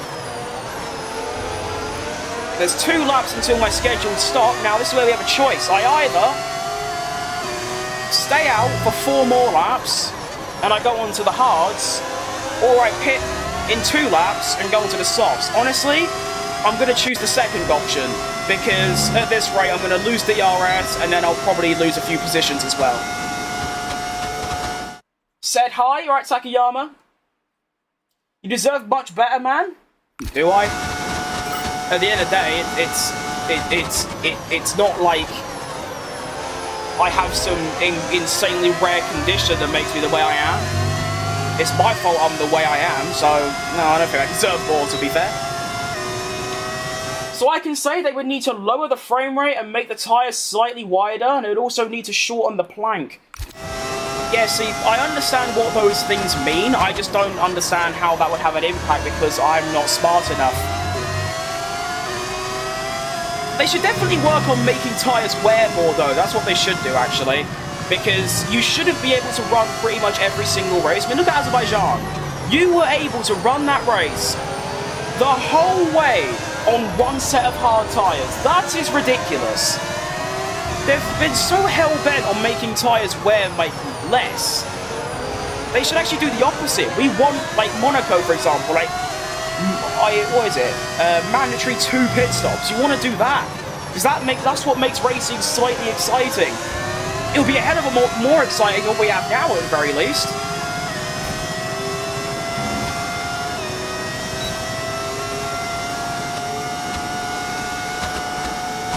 Use old components for practice and then switch to new before quali and get no grid penalty. There's no way that's a thing.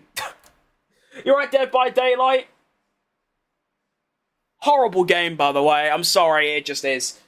I'm sure you're great, though. In China, someone told me 99% of drivers can't be in F1, but why now Europe have so many young drivers to fight to get 1 seed?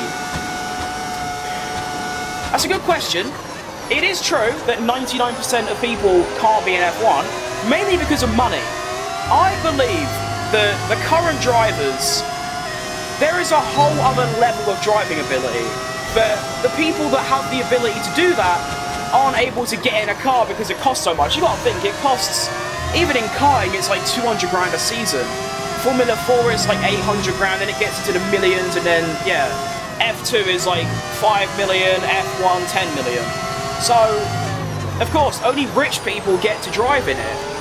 And don't get me wrong, the current drivers and all drivers are obviously the best in the world, but at the same time I think there is so many better drivers that exist. They just don't know it yet because they can't drive because it costs too much.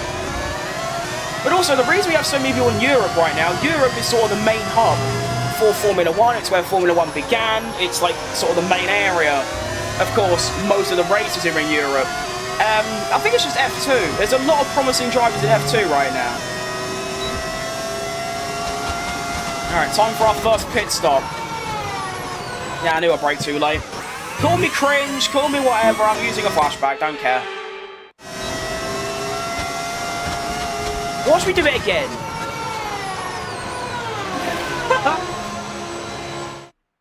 Lando vs Oscar, who would get the Drivers' Championship? I think Oscar will win, but I prefer Lando to win.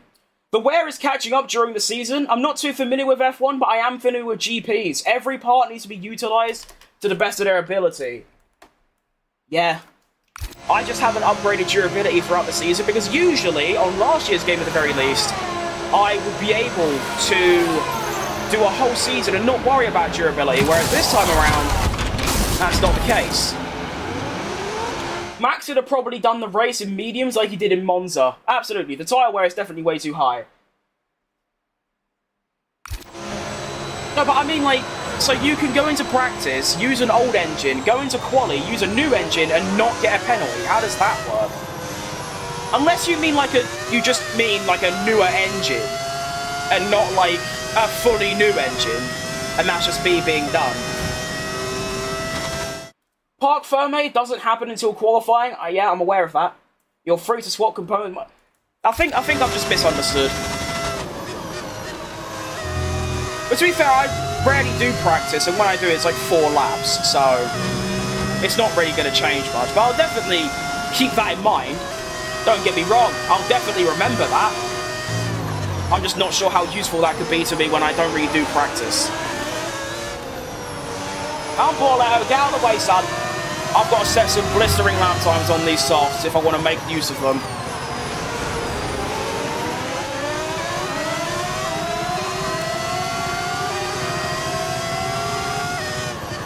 I could have dived down the inside, but I'd rather get the DRS, to be honest. There are a few indie drivers I would love to see make the jump, but $11.6 million per seat is a non-start for a lot of great talent. I also think there's too many drivers that should be in F1 and not enough seats for them.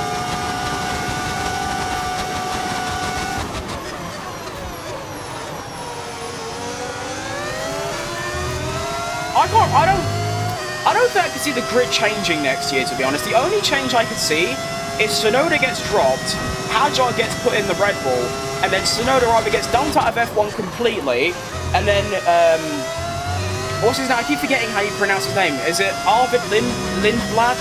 I can never say it. Gets put in the Racing Bulls, or they just put Tsunoda back in the Racing Bulls. I think that's the only change that is going to happen. Everyone else has sort of either contracted or they've earned, another year.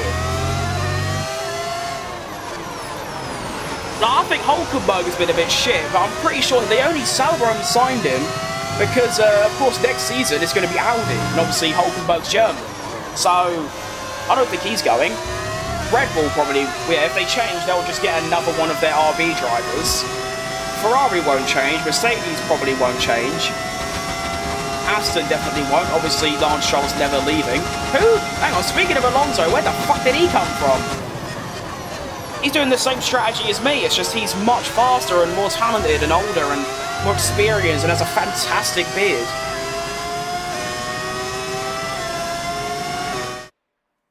You don't do practice for the R&D points? I do quick practice. I do practice.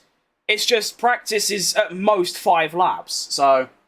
Did you see Grosjean is running P1 next race weekend? I'm pretty sure he isn't running P1. I think he's just doing a private test for Haas with James Hinchcliffe, no? I could be wrong. That's great, though. That's really cool. You only have a select number to choose from the whole season. Once your first engine starts to wear a lot, use that only for practice, switch to a newer one. Yeah. I mean, obviously, I know all the engines and stuff. It's just I never really considered doing that, because, like I said, practice is so short. I'm curious if Colapinto will stay. Honestly, that is... Yeah, you bring up a great point. Both of you. There is... If Colapinto stays until next year, then there's something else going on that isn't performance related. Because he has been so bad. He's slow and crashes a lot. I don't care that their car is shit. He is slow and crashes. Jack Doohan... He was much better, but he got 2 races, and you're giving Colapinto 22. They need to get Paul Aaron in that seat. I mean, Paul Aaron has to happen.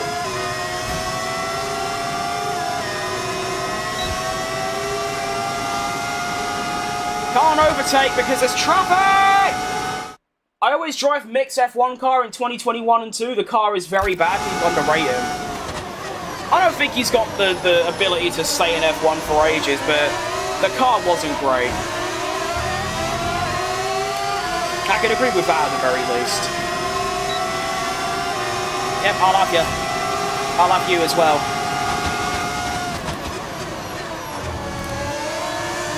Excellent move! I'm hoping Alonso gets stuck behind Tsunoda there, because that will release me to build a bit of a gap to him that will probably last approximately 2 laps. Hang on, this is reminiscent of 2023. Remember in Brazil when it was Alonso versus Perez in the final podium place, and Perez was trying to get past DRS but couldn't, and then he lost it on the line by 0.2 or something. That was a tragic race, because I'm obviously a Perez fan.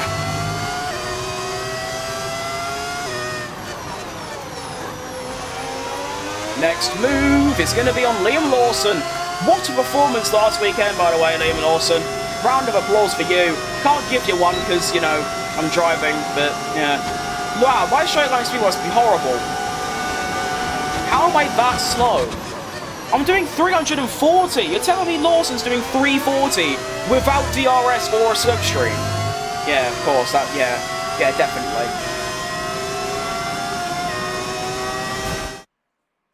What team do you root for? I'm a Williams fan. I don't really have one. It was Red Bull when CHECO was driving for them, but nowadays, no one really. I'd say Ferrari, but I don't really care about, like... It's like, if a team does well, or a team's driver does well, I'm like, oh yeah, that's really cool, but I'm not sat there, like, celebrating if anyone does well anymore. Next year, obviously, Cadillac, I will. If Perez does really well, I'll be, like, jumping around the room celebrating, like I did when he won Singapore 2022. I was running about the room, because it was, like, quite late at night, and I was just, I was sprinting around. Yeah, right now, see, that's why I didn't do any content on this channel for, like, 4 months, because when Perez got sacked, my entire interest in Formula 1 was just sort of gone, because I didn't really care about any of the drivers or the team, so it's just sort of, don't really care. But now we're back, of course. I feel his story would have been different if Michael's accident never happened. I agree. I think I'm seeing a bit of rain, you know.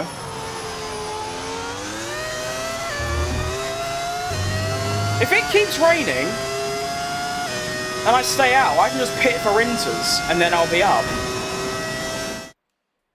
But yeah, you gotta think, Schumacher or Michael, that's, in my opinion, the greatest F1 driver of all time. And because of his accident, he was never able to really give any input on Mick. So think of the, like, tactics and information and the strategies and the everything that he could have passed on. He never could.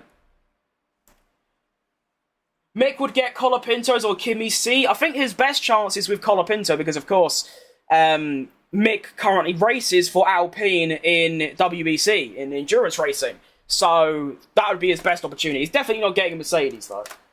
I want to see Ricciardo back in the sport. He was very talented when he left Red Bull. That finished his career. I disagree. I think when he joined McLaren... Fuck, my pedal stopped moving on their own. I think McLaren was when his career was done, because he was very good at Renault. I don't think people remember how good he was at Renault. He finished, like, 4th in the driver standings in a midfield car. It was not only McLaren, but also his first stint with AlphaTauri at the time was very good. I remember the back end of 23 was fantastic, but 24, for some reason, he was just really shit. I mean, he said himself he'd only come back if he gets an offer for a top team, which won't happen, so he probably won't come back, let's be honest.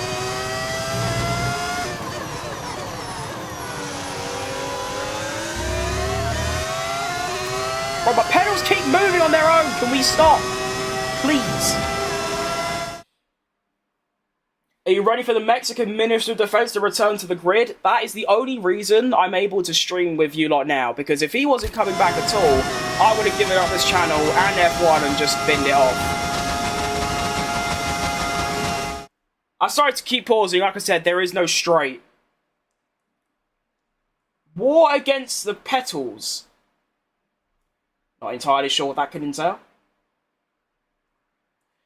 I only celebrated one podium this season, and that was Hulkenberg at Silverstone. Oh yeah, don't get me wrong, I celebrated, but it wasn't like we've won the world champion. A bit like when Max Verstappen won in 2021, when he won the championship. I was like so unbelievably elated. Like, you could say what you want about the actual way he won it, but I didn't give a shit. I still don't give a shit now, because at the end of the day, I hated Hamilton at that point.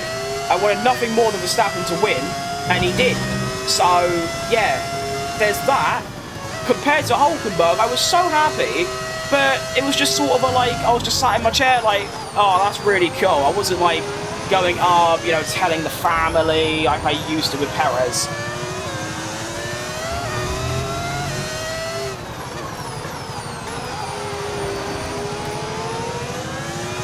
It is definitely raining heavier, as evidenced by that.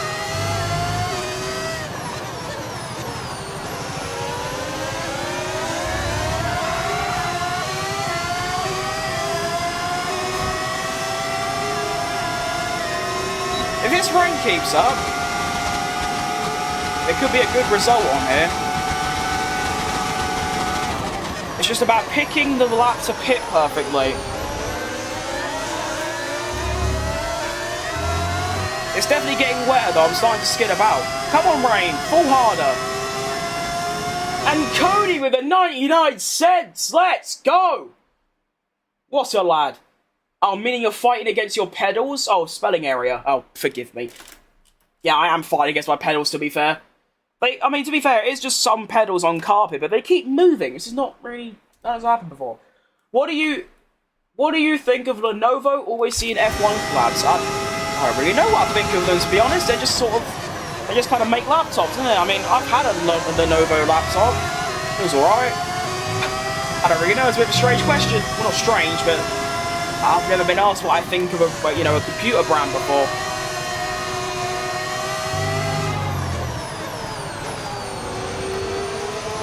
Come on, rain, please fall. Let the heavens open above. I'm going to do a Carlos Sainz. You can do a rain dance.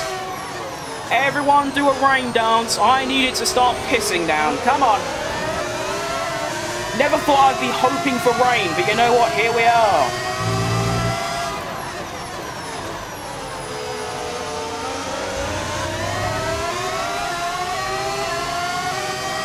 I bless the rains down in Africa. See, I don't want to pit yet because I know that if the rain keeps falling, I'm going to have to pit again.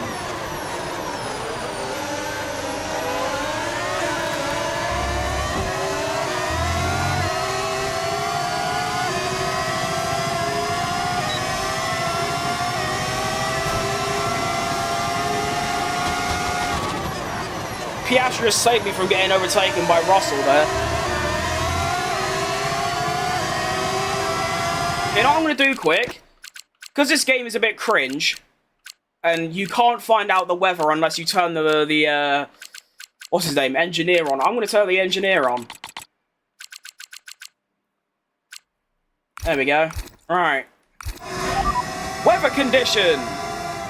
Okay, dry seem like the best tyre for now.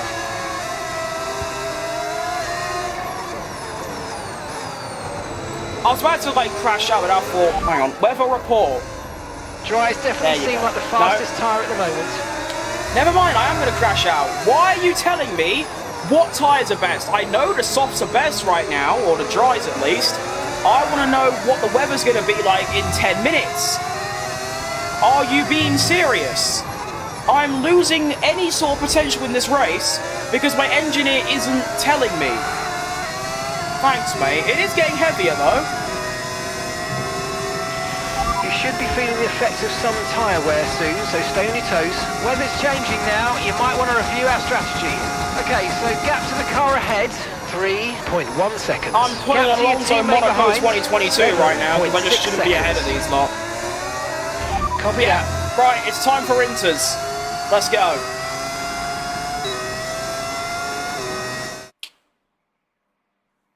Perez hate is forced? Absolutely. I could not agree more. The weather's turning. We think it's time to box now. Was he underperforming? Understood. Copy that. Yes. Was he bad? Yes. Did he deserve death threats for getting diffed by Max Verstappen? No. Oh, Nelly. This is so tough. I'm losing so much time. If I just stayed out. Oh no, if I pitted last lap rather than now. Otherwise, this doesn't feel like interconditions. It feels still like dry. I'm gonna pit anyway because I've got nothing to lose, but... Okay, remember to pit this lap. Yeah, I know, boss. Engineer quiet. Okay, copy that. Okay, shut him up a bit.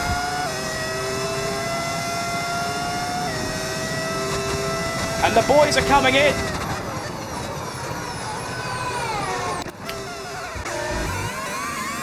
Why am I so bad at pit entry around this place? I can't do it.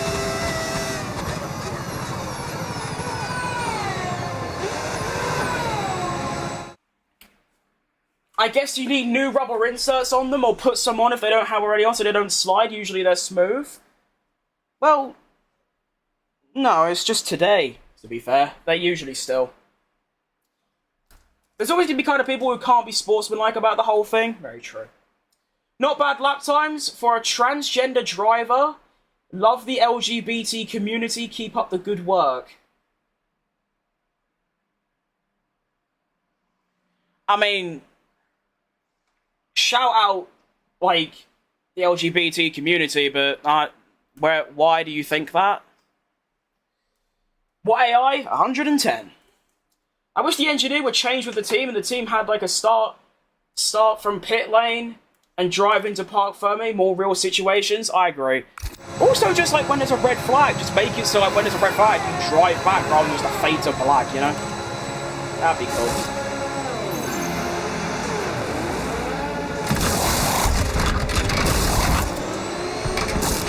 Pretty game.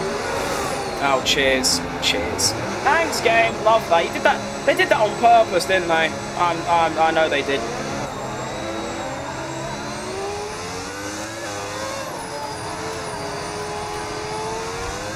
Alright, welcome to intermediate tyres on Formula 1 race. Yippee. I miss Engineer Jeff from the old games. Me too. I miss Jeff a lot. Especially when you'd, like, plant it into the wall at 300 kph and you'd just go, right, we have a new strategy for you.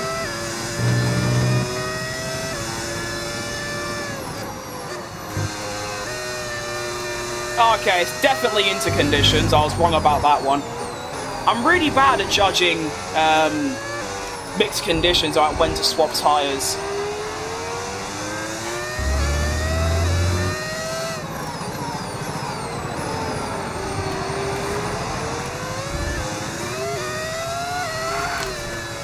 Okay. Wanted to see if that was flattable, but evidently not. I only play the old game so I get to talk to Jeff. Absolutely. Esteban is in the pits. I don't care.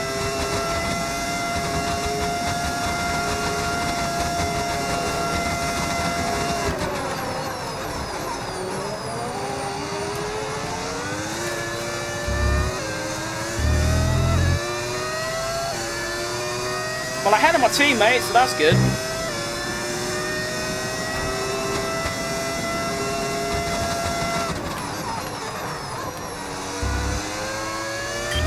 Okay, mate, we're seeing a lot of tyre wear in the data. Please focus on looking after your tyres. Okay. I will. Not.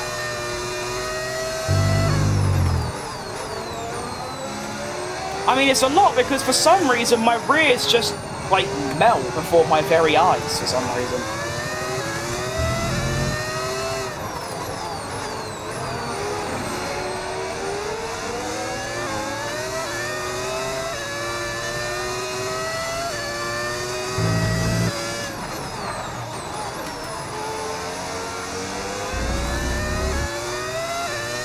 Go.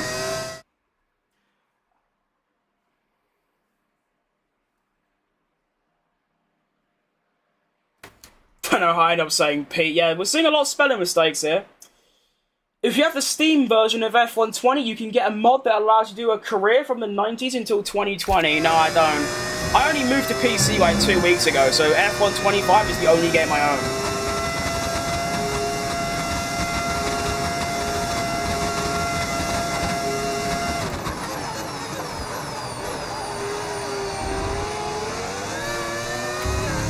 Driving in the rain is very tiring and difficult, especially when you're really slow like me.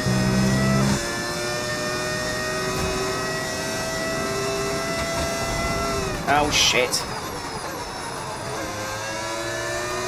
So I look there. I look at my chat for 2 seconds and I'm on the grass and I nearly crash.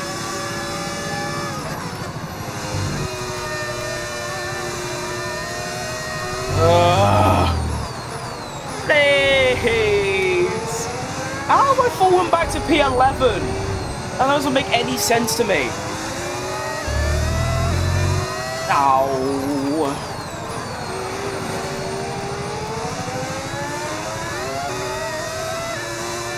They just carry so much more speed through that corner. I just can't or else I spin.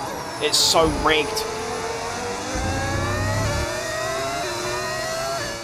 I just realised how hard in the paint you're going in the turns there. Those tyres are gone. What do you mean hard in the paint? What does that mean? I'm just driving normally.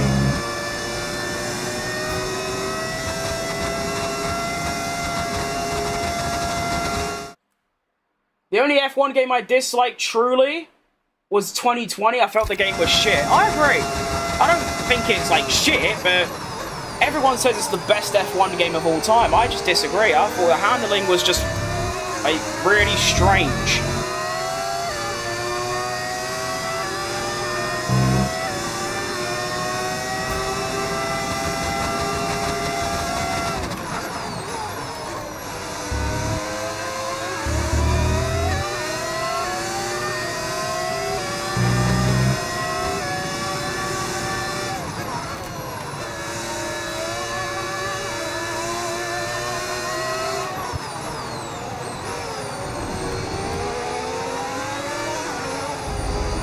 Well, I'm only losing half a second a lap. That's better than it was before, so can't grumble too much.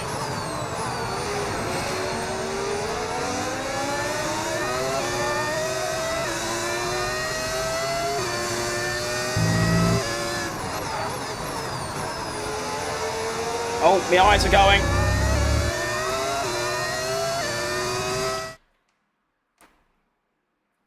If you can start workout min 3 times per week,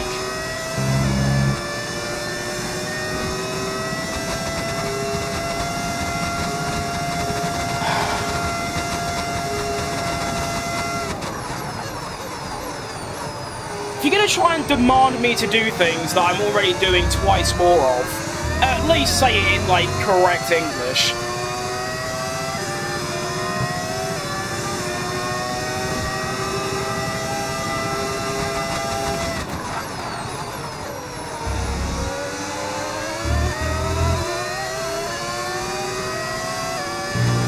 Still like 9 odd laps left. I feel like I should be done by now. I don't even have points to fight for. This is just kind of pointless, to be honest.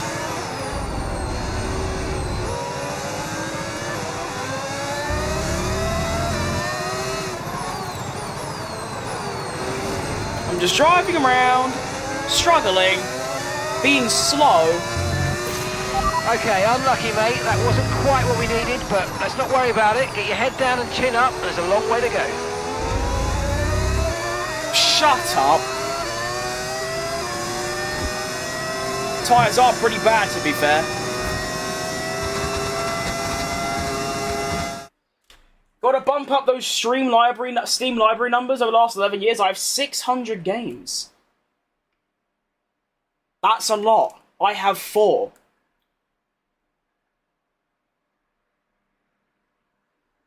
You alright, Game Zone? Welcome.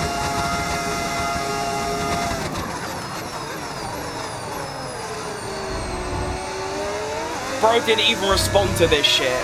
If you're referring to the person that said do 3 workouts a week, it's just like, it's that same thing. Like, people just assume things, and they're always wrong. It's just incredible.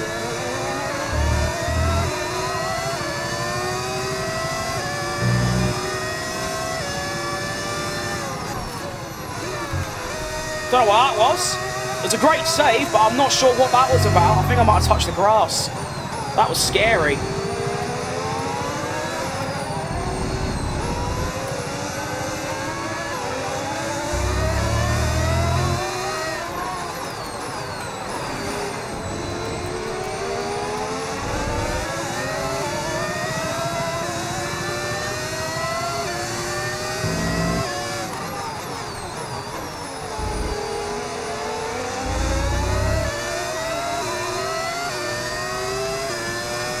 How are the rears twice as worn as the fronts?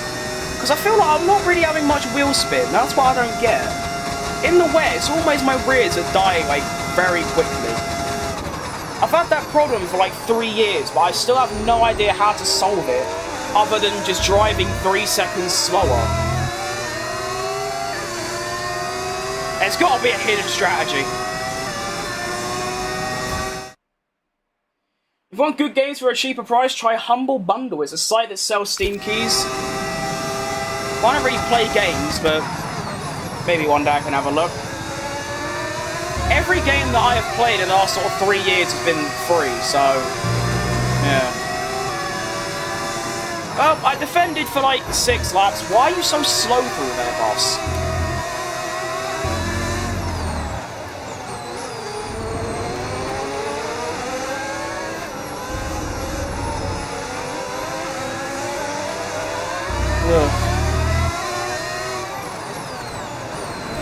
Car is refusing to turn. As soon as I go behind someone, it's like, no. Well done, guys. I give in. There's no point. And then that's it. It's done.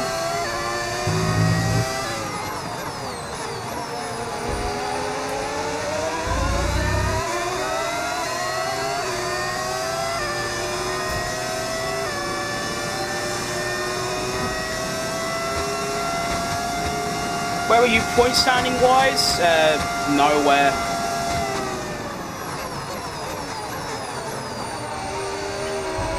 I hope Las Vegas is good, because last 3 races, all of them have been absolutely horrific to drive in. I have hated Texas, Brazil, and Mexico. I have just absolutely despised. It's been absolutely miserable. Like, it was so bad that I am still considering changing it to a 16 race calendar, just so I don't have to race at these horrific tracks. It's so bad. And like, the reason is because I'm just so bad at them. It is a skill issue. That's all it is, but it just ruins the vibe, because it's just, yeah, it's just horrible. I hate it.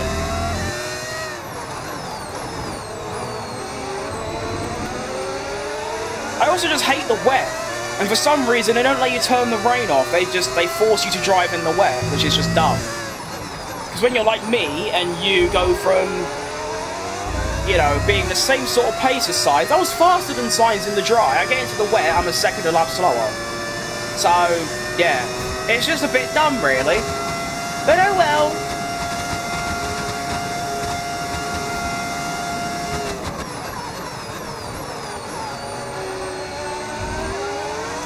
There's 3 races left after this of the season, and they need to be good. Well, at least one of them has to be good to revive the season. Because, like, look, I was so much quicker than Ocon in the dry. It starts raining, he's now a second a lap quicker than me. So, why?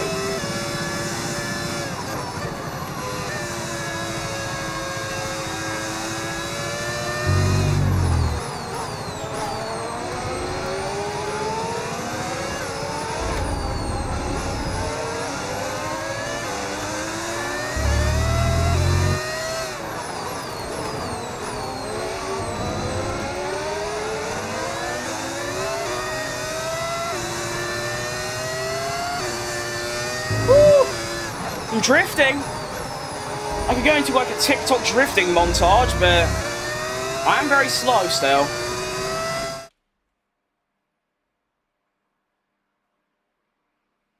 You alright, sweaty turtle Fortnite?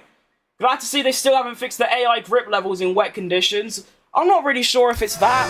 I'm not sure what it is. I don't know if I'm just bad. I don't know if the AI just have enhanced grip and like tire wear and all that bollocks. I don't know what it is, but the fact is, as soon as it starts raining, I go from like top 5 quickest to bottom 5 slowest.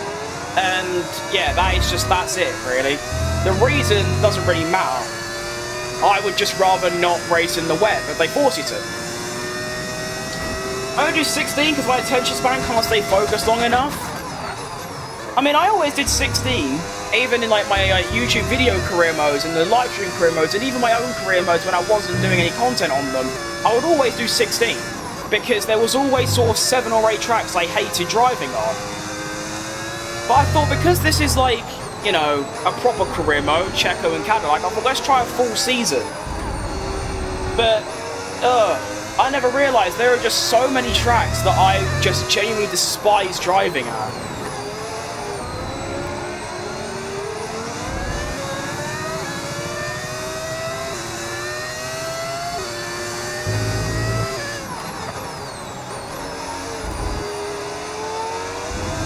But maybe I'll just, you know, do it for another season. We'll see. Maybe I'll cast like a vote for everyone watching and anyone that looks at my community posts. Also, actually, by the way, since I think we have a few people here, on my community tab, on my YouTube channel, I have a vote going on for a My Team series that I'm going to do, like, live. And I need people to vote on it. You've got, like, today and tomorrow. So if anyone, you know, can be bothered, go have a little look-see.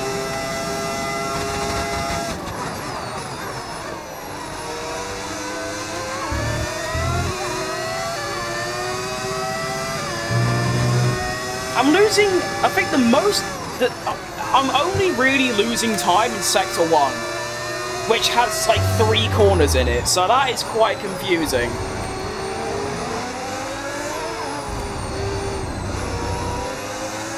I just want to stay ahead of Ocon, that's all I want to do. Because at least I keep the race record against him going up, do you know what I mean?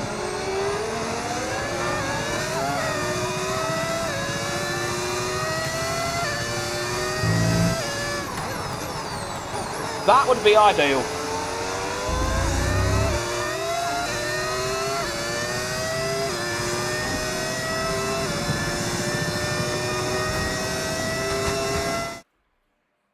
They need to bring back the classic cars, licensing be damned. That would be fun. Honestly, I think one of the reasons they might have not brought it back or got rid of it in the first place is because no one really used it. But I get, like, it's a very cool feature, but you'll probably do a couple races and then that's it. You'll just never use them again. I don't know. We are talking about one of the laziest game developers in the world right now. They're also owned by the laziest publishing company. So, what do you expect? Does it ever not rain in Brazil? That's a good point. It usually does. Known issue, they have no grip reduction from dry to wet because EA is lazy. They definitely have some form of reduction, I just don't think it's enough. Yo, Big Mac, I'm back? Bro, I haven't had a Big Mac in ages. You got me thinking now.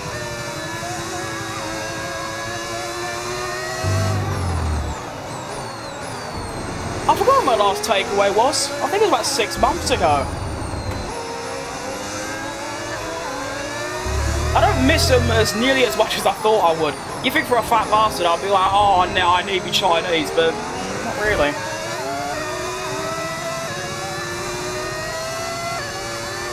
They just cost so much, to be fair.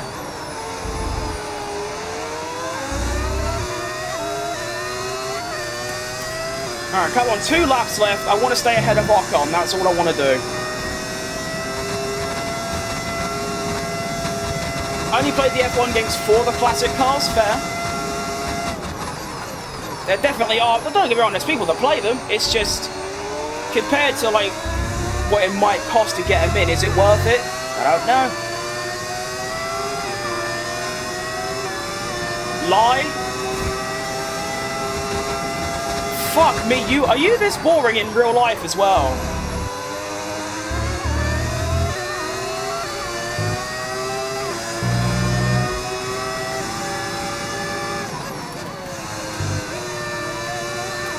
Like, do you go up to tall people and, like, call them beanstalk or something? Like, are you that boring? Fuck me.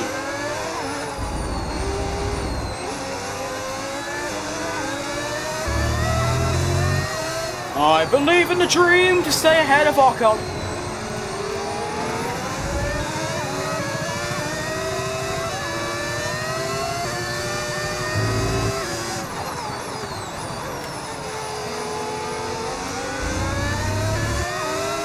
Go.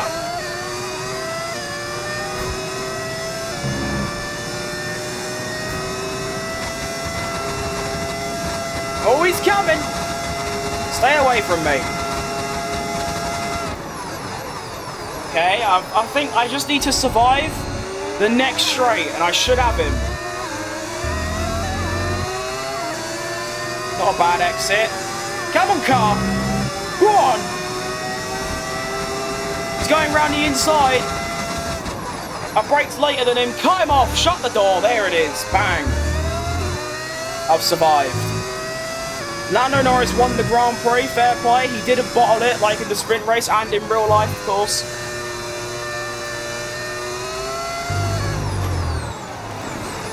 Now I've just got to try. Save me ERS like I've done every lap. Dump it down the main straight, and I should have a P13. Wow! It's like I was saying though, P13 is where our car is, and I'm still ahead of our teammate, so... Why is he so slow? I thought he'd be right up my arse. He's over a second behind now. Odd. I might actually run out of fuel before the end. Although that shouldn't really matter. We come across the line in P13. Alright, race over. Take care of the car on the way in. I'm a PS5 player. Hey, I was a PS5 player 14 days ago. I was near the top of the Monza time trial chart in F1 2018 with the 2004 on a controller. Lap of the gods in the 118s. Yeah, I've had that as well. I've had one GOAT lap, which was last year at Silverstone. I forgot where I was. I know I was top 1%, but I was potentially something special. 5 tenths of Thomas Ronhart, it's a long way to who go. obviously is a professional. So, yeah. I know that's a lot of time, but in terms of gap between me and an esports driver, yeah, that was where one GOAT lap at Silverstone. Haven't got anywhere close to it since. Cool down room to celebrate things on the podium. And Lando Norris holds the trophy Right, Lindsay. aloft. An outdoor Norway and Dion. And Davin Chronebreaker. $10. Let's go. Thank you. Absolute legend. Thank you very much. That's very appreciated. I'm equal parts exhausted and elated with this weekend It's a shame of that Formula race 1. was so Be bad, sure to 'cause, join us for the next one. You know, that donation should be worthy of a good race, and it just wasn't, unfortunately. But we move, I guess. P10 in the sprint, P13 in the Grand Prix. I mean, look at the fastest lap times. In dry conditions, I was 1 second quicker on the fastest lap. Insane. The fact Max had a theoretical chance to win the title gives me a 2% hope, 98% cope. That I couldn't have worded it better than myself. I would love Verstappen to win the title for many reasons. One, he's my favourite of the three that are in contention. Two, it'd be really funny. And three, it'd be absolutely incredible. Probably one of the best title wins in history. But yeah, thank you, Davin. That is huge. I hope Vegas is good. I get extra luck because of the donation. So with Lando winning, that might put him... I don't know. The points gap is going to be quite big. Let's see it. Whoa! I did not think it was that big. Lando Norris leads the championship by 42 points. Wowzers, that is a lot. So, he only needs to score 4 more points more than everyone else. If he scores 4 more points than Leclerc next race, he is world champion. I think. No, I've made that up. It's not 45. No. Forgive me, it's 8 points. If Lando scores 8 more points than Leclerc next race at Vegas, he is world champion. That is incredible. Lando's point gain over me recently has been insane. The gap between me and Lando before Texas was 58. It's been Texas, Mexico, Brazil. It's now 116. He's almost doubled his point gap. He's more than doubled his point gap over me, nearly. Wow. That's incredible. Constructors as well. We're still 5th. We are still with a chance of catching Mercedes, but every race it gets less and less. Mercedes' car keeps getting better, and our car keeps getting worse. I'm Mary, player of the games. Speedrunner of some, good at none. Fair enough. I'm good at a few, I don't speedrun any, and I play a lot of games. 1, I hate Oscar. 2, I hate Oscar. 3, I bloody hate Oscar. That's a bit far, to be honest. I mean, if you think that's great, but I quite like Oscar. I like every driver, like I keep saying. I just prefer... I prefer Lando because he's British. I prefer Verstappen because I just sort of do. There ain't really a reason. Now, the R&D, we continue to fall back. Of course, we are looking to adapt our bits for next season. So we're focusing on next season, so that's why our car's bad, but it's still tough to see. Now, we are going to put the new power unit in. Well, it's not new, it's slightly used. For Las Vegas, of course, straight line speed is a massive factor, so let's get that going. And then we'll do this, and then we'll do this, and then we'll do this, and then we'll do this. Alright. Think we're ready? Let's go. No upgrades? No. He's so vanilla. He is, but I don't really call that a bad thing. Oscar is like pistachio ice cream. I'm not too sure about these analogies. I would just say he's very, like, stoic, which I don't mind. He's kind of like Verstappen in a way that he just sort of says it how it is. He just sort of goes like, oh. If someone asks him, like, what happened at Baku, he'll just go, I made a mistake. And that's it. Bosh. Alright, welcome to Las Vegas. I have no idea how this race is going to go. A bit like Brazil, to be fair. Actually, a bit like every race remaining. We're going to be logging some extra data during this session. Nothing you need to worry about, but as we have some new parts of the car, we'll just confirm they're performing to spec. I don't get that analogy. Oh, I do, actually. Forgive me. Bit slow. Yeah, I know, like, F1, especially where it drives and surviving things, it has become a bit about, like, the personalities of drivers and things. But, yeah. I wish you the best, but the live stream before this was dancing Filipino girls. I'm going back. That's understandable, mate. Have a good time. But yeah, I feel like, obviously, there's nothing wrong with it, but a lot of people, especially on F1 12, they care so much about the personality of drivers. I don't really. I just care if they're fast or not. You alright, Lorenzo? What happened? I spun. Pretty much, yeah.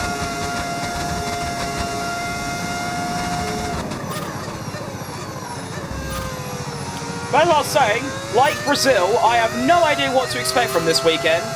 I have no... Oh, bollocks. I have no idea how fast I'll be. I have no idea what position we're going to be fighting for, but I hope it's better than Brazil, because I want to score some points. And Davin with another 5! Yo! That is massive. Thank you again. Legend of the game.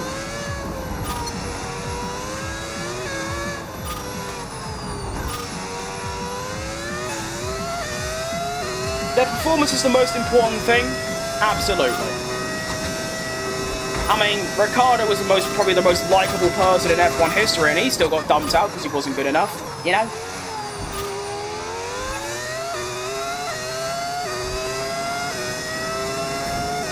But yeah, if you want to, obviously people are going to like drivers and dislike drivers based on personality, that's fine. Of course.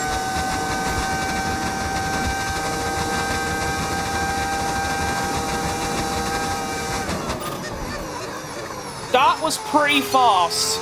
What was that? 360? That is ridiculous. Sound like Remus looping then. Oh, I missed the last gate. Oh. The Iceman was a legend. Only man to tell the reporter he was busy taking a shit. He did do that. But I think I said it yesterday or the day before. It's a bit of a shame, really, that people only remember Kimmy because of his radio moments and his just ice cold, just sort of personality. No one really remembers him for being like one of the best drivers to race in F1, especially in the early 2000s. Which again, that's fine, but a lot of people don't appreciate how good of a driver he was. They just think he was funny because he was like, well, cold.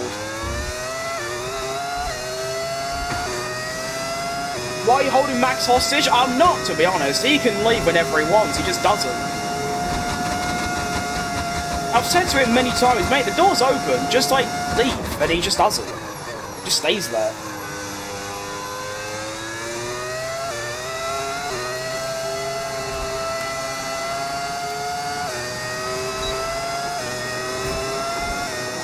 I remember Kimmy for his 2005 season. That is basically what I'm referring to, yeah, just that season. Ridiculous. Suzuka 2005. Wasn't it Monaco 2005 as well, as when he out-qualified Alonso by like half a second or something? Just dumb. He definitely should have picked up at least one title with McLaren. There's a lot of mechanical failures, or just like car DNFs not ready to do with him from what I remember. I think. Correct me if I'm wrong.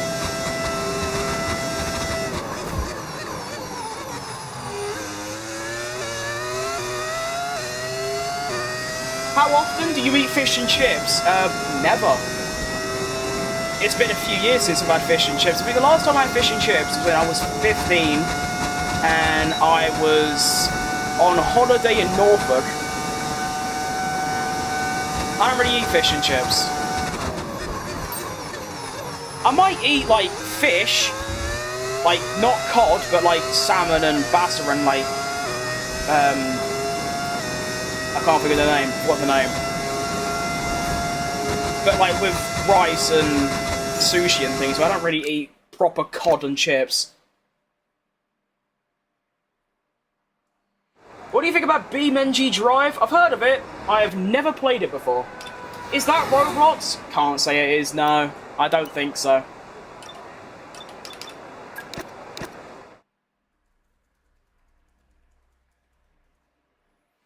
Yeah. Never played BeamNG. Don't really know that much about it, I just see cars drive on it. Trout. No, I don't think it was trout. I have caught trout. I haven't eaten a trout. How do I not figure the name? It's like the most common like fish you eat. It's very oily.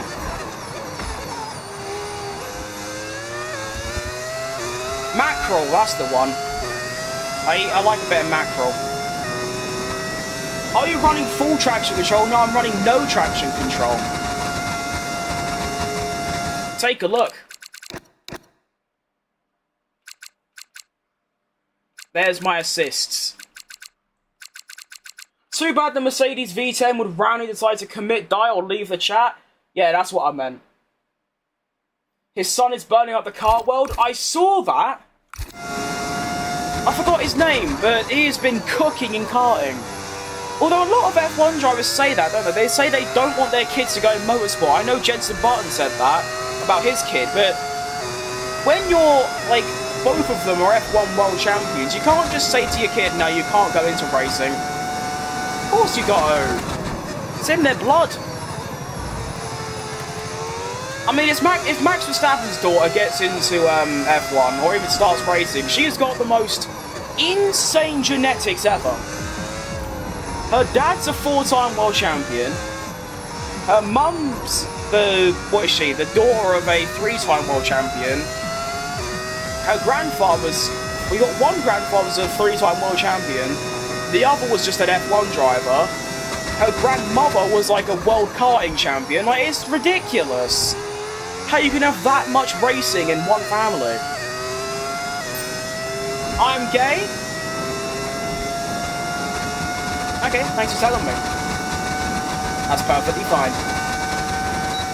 Kimi isn't as cold as the media portrays him. He's an extremely likable guy. Yeah, I'm pretty sure people have been saying, like, in, like, private conversations, he's a bit more talkative. He just doesn't like the media, which is fair. I don't like the media.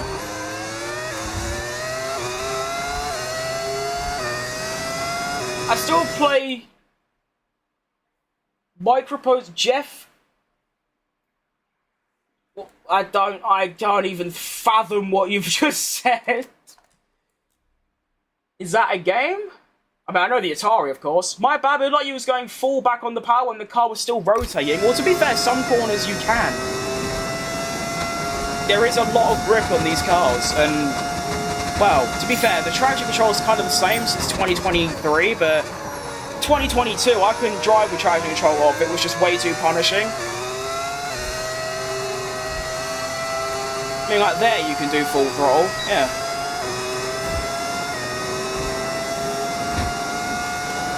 This Aston's not going to move, is he? It's just going to completely block me and ruin my lap.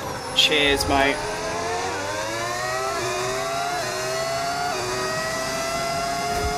Very cool. Probably Stroll, isn't it?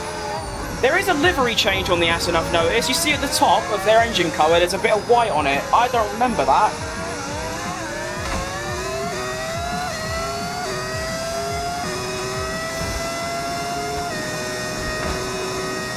I keep hitting walls, I don't like it.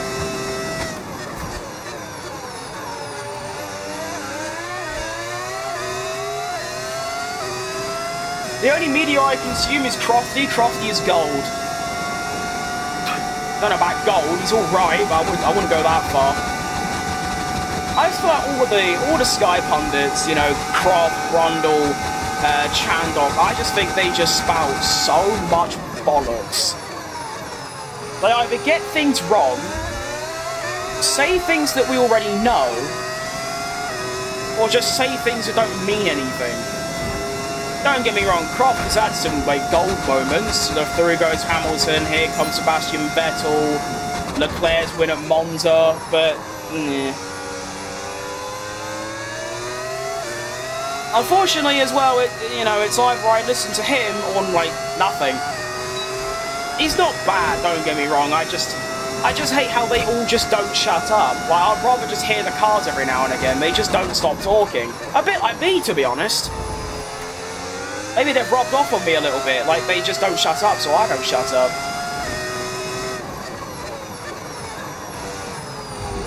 Maybe you lot just want to see the car and like listen to the car rather than me. Never thought about that. F1 game on the Atari? Oh, Jeff Crammond's game is the forerunner to all F1 games now, including what you're playing. Okay, I get it now. I mean, Kimi burnt up the rally world for fun and ran NASCAR for a little bit and then came back to F1 and then burned F1. He did. He done everything. Too many street tracks in F1 now for my liking. I don't know. See, I think Las Vegas is fantastic in real life. I think Singapore's alright. I think the street tracks are fine. Apart from Miami. That's the only shit one. But I do kind of agree, though. There is a bit too many.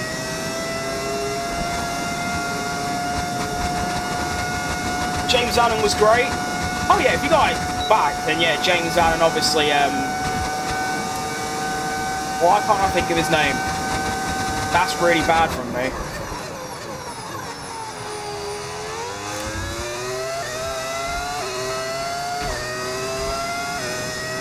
I grew up near Murray Walker, but I can't believe I couldn't think of his name.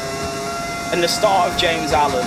I don't watch F1 until 2021, so I know I watched a couple 2012 races because I have this distinct memory of Kimi and his Lotus, but I couldn't. Who was around in 2012? I don't remember.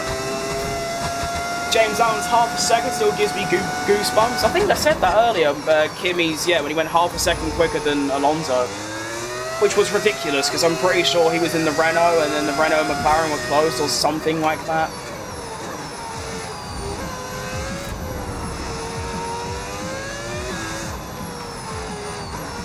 I also can't believe how long Ted Kravitz has been around. I hate him so much. Well, not as a person, just the way he commentates and like pundits.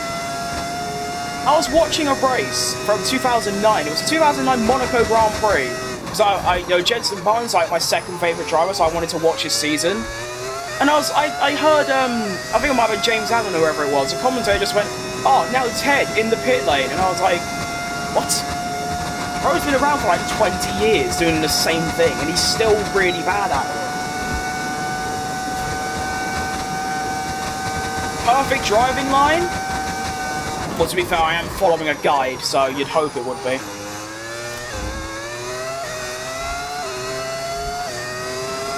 Murray Walker retired in 2001, James Allen started in 2002.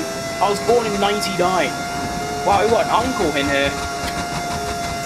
To be fair, that's only 6 years away from me, so it's not that big of an age gap.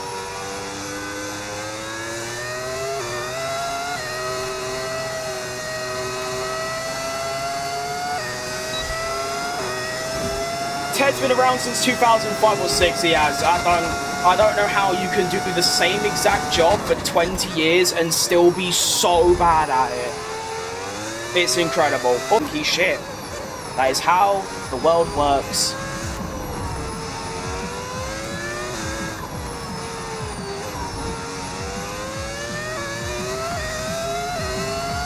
Travis was good pre-2014. James Allen in the pits was immense. Calculated fuel loads instantly.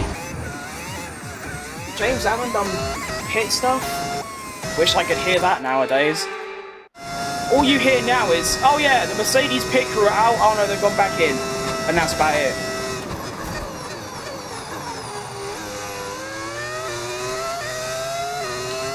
Although I'm criticising them lot, I've never done it myself. Maybe I should do it myself and then I can compare.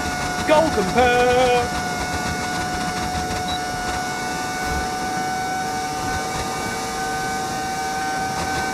Paul Walker is the best F1 driver. We're thinking about the same Paul Walker, I ain't so sure. I miss seeing Niki Lauda around the paddock. I never got to see him around the paddock. I was too late, unfortunately. He seemed like a great guy. Okay, test complete, and that was a really good job indeed. We got a lot of valuable information out of that. Well done. Shut up.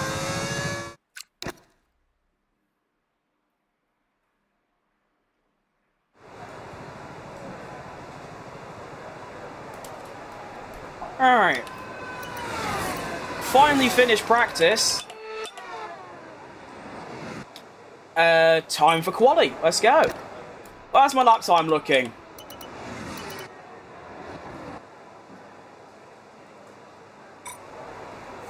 I hope that's a good sign. Yeah, if you think about it, I'm actually I'm a very new gen F1 fan. I started watching at the same time as pretty much most people nowadays.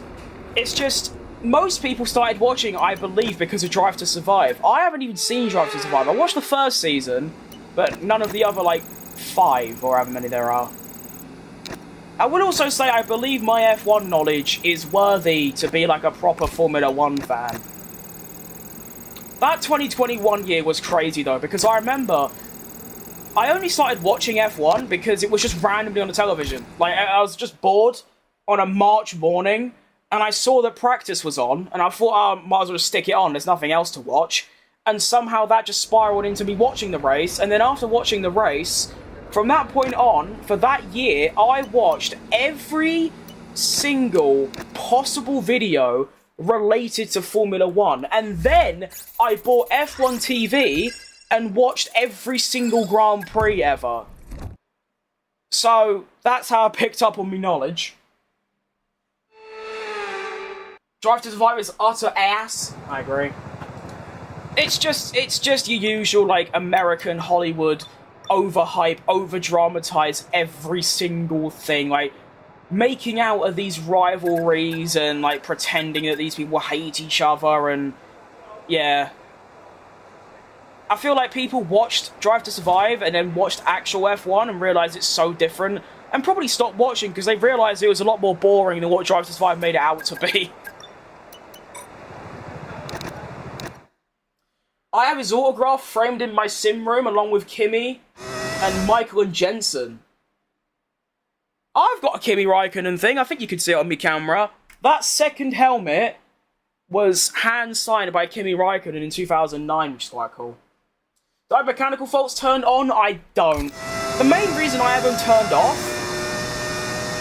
is because I don't want to prepare a whole race, do practice, do quali, go into the race, and I have to just end 10 minutes in. And also, it means that, say if it happens twice in a row, my stream will only be about 10 minutes long. I do wish you could turn the AI mechanical faults off, though, because that can spoil a championship. Of course, I'm immune to, like, failures, but the AI aren't. So I can sort of, like, not rig a championship, but, like, it can, like, change the outcome of a championship. So I do wish you could turn off the AI's mechanical faults, but unfortunately you just sort of can't.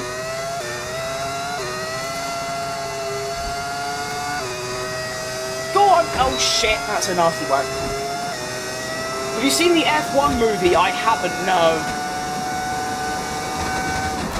I was too lazy to go and watch it in the cinemas, and I'm pretty sure it's no longer in cinemas, at least at my local one, so I have to wait for it to come out digitally. But even then, I'm not really bothered by it, to be honest. I've heard good things, but it's just the whole story. It reminds me of Breaking Point, which was really bad, like, story-wise. The fact you've got this really old, retired driver to come back and, like, coach a rookie is just so bad and, like, unoriginal. I'll probably still watch it, don't get me wrong, but I'm not sat here like, where can I find it, please? I love the sound. I do love the sound. Shout out whoever made this mod for the V10s. I really should find out.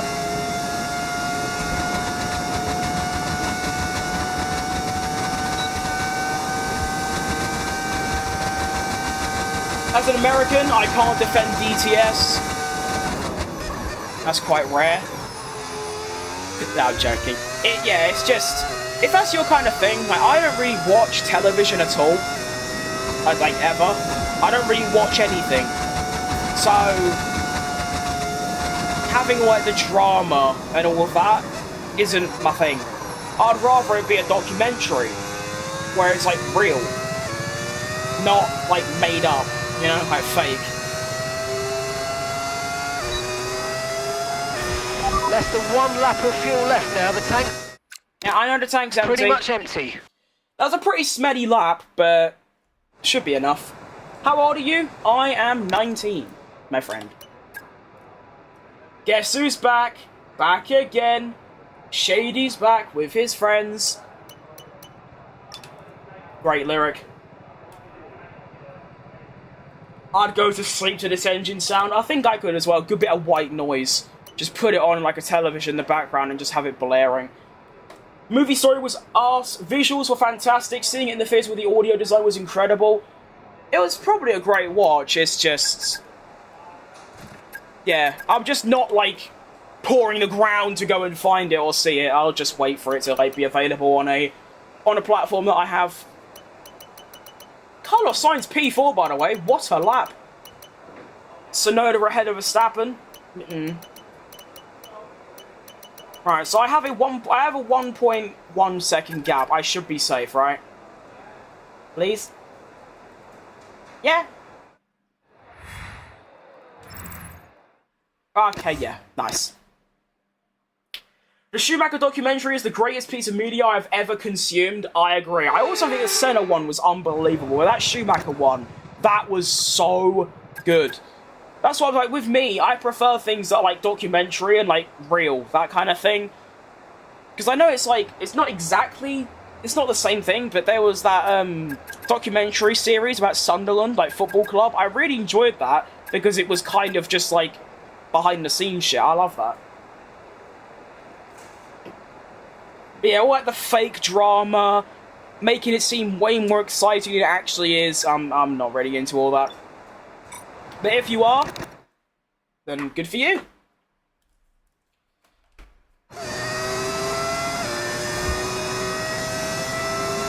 I personally like the F1 movie, but I'll admit it was a little stale in some parts.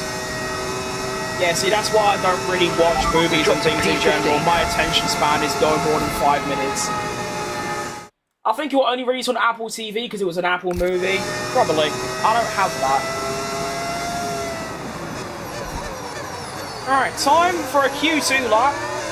I need to get into Q3, which I should be able to. I know I can go a little bit faster than my previous lap, so that's the target. I need these pricks to move, though. Get out the way. Get out the way. Get out of the way. Get out the way. Why? Okay, well, that's me going out in Q2. Good job, lads. Great game you made, EA. Great game.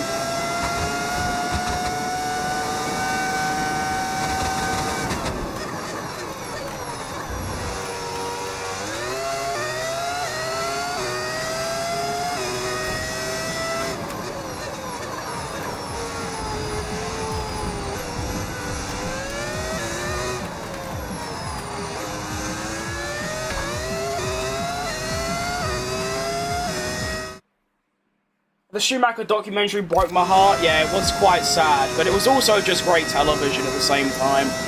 I need to watch it again. I haven't seen it in ages.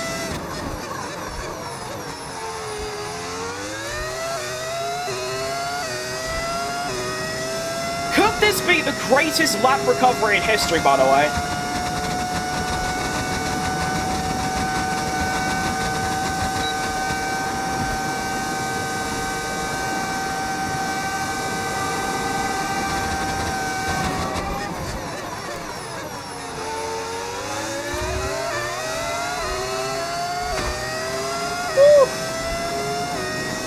No way I've done this.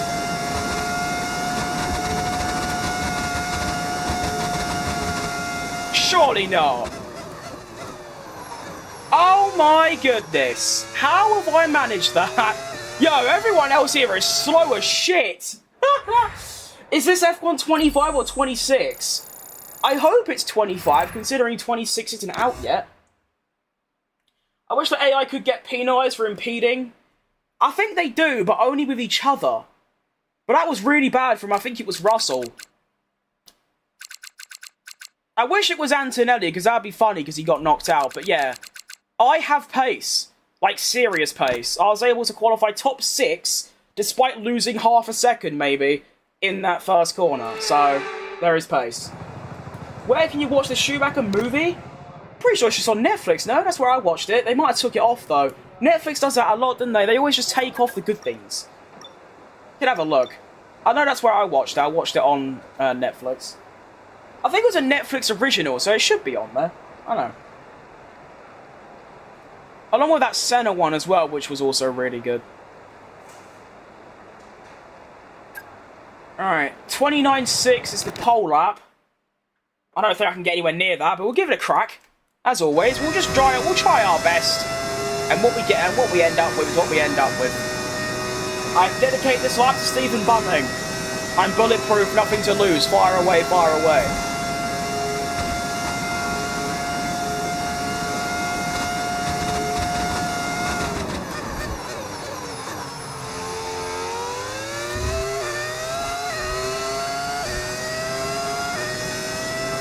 The Senna show on Netflix is good. Yeah, that's what I think. Yeah, we'll talk about the same one. It was very good.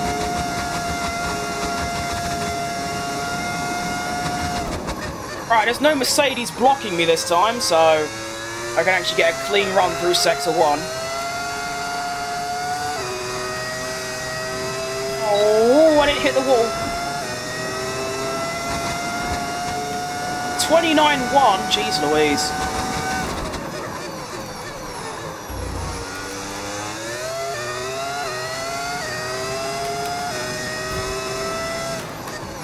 Well, I'm 3 tenths up on myself, I think, that kind of area.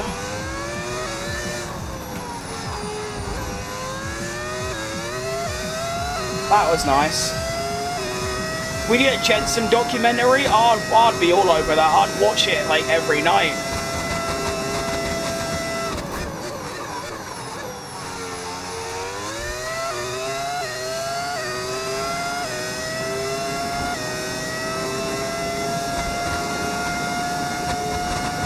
It's been a pretty good lap so far.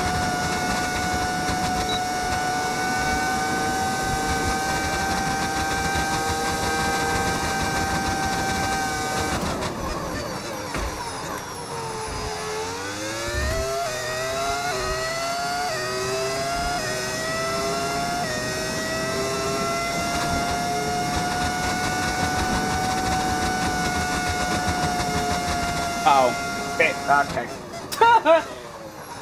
Oh, never mind. We'll take that. Go on, top 3. That was such a mixture of emotions. I saw the poll that was a 29-1, and I got a 29-8, and I was like, oh, nowhere near. Top 3! The qualifying complete. All Go that on. remains is the main event. We'll be live and uninterrupted for the Grand Prix tomorrow, so make sure you join us then. Oh, come on, cheer up. I forgot your name, Alex Jakes. Cheer up. What performance. I've got ahead of a McLaren. And Verstappen. Go on me.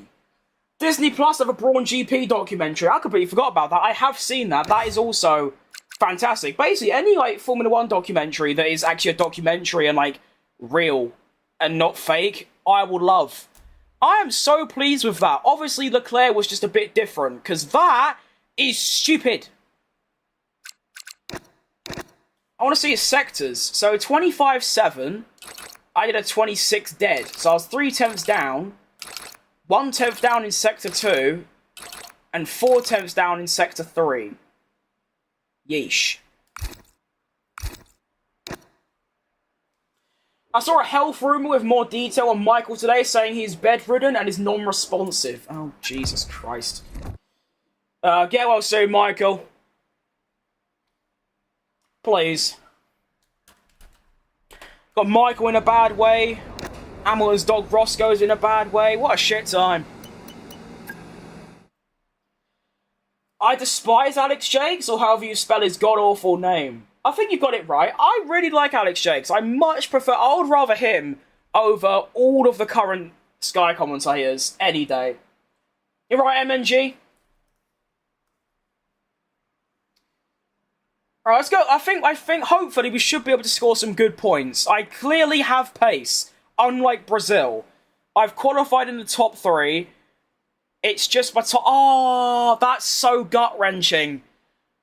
I was gonna do what Davin said, and I was gonna turn the tire temperature to surface only because they said that the AI only use surface. I thought that might help me with my tire wear issues. To Las Vegas, and I haven't turned Formula it on. 1 has taken over the entire city. Oh well. And we welcome you to the commentary box overlooking the circuit. I'm Alex Jakes, and I'm joined Yes, you are. by Anthony Davidson. Now, those final hours before a race, did you have a routine? Well, for them, you've got your frequency of Alex's voice just makes my You see skin different crawl. drivers that, some That's got their interesting, 'cause it's quite headphones similar on, to they listen mine, to I the think. music. Some drivers really absorb the energy from the crowd, and they're there waving not. to No, them. no, I Other don't mind drivers, they go within themselves. I They don't chat really to their care how engineers, someone's voice absorbing sounds. that It's just Croft information, just spouts that vital bollocks, whereas information Alex that you need doesn't to carry really. you through the race. To be fair, I don't care what those anyone says pre-race about him. rituals are essential Alex Jakes, to making Leclerc, things Monaco systematic. win We do a lot of commentary Grand Prix in a season, is and the the more best piece of systematic you can commentary I've be, ever heard. the easier you are within that environment. Maybe apart from Wayne Mardle's commentary when they had that massive leg when they were both on $9, but that's different. Different sport. Alright. Welcome. We're doing 11 laps on the mediums, followed by 14 laps on the hards. I'm going to come in 1 lap earlier, and it's time to begin the LA Grand Prix. Let's go. I want a good result to end the stream, and then obviously in preparation, for the race ahead. a bit of confidence going for tomorrow's season finale at Qatar and Abu Dhabi. That's what we want. We want a strong end to the season, and then go into next season even stronger.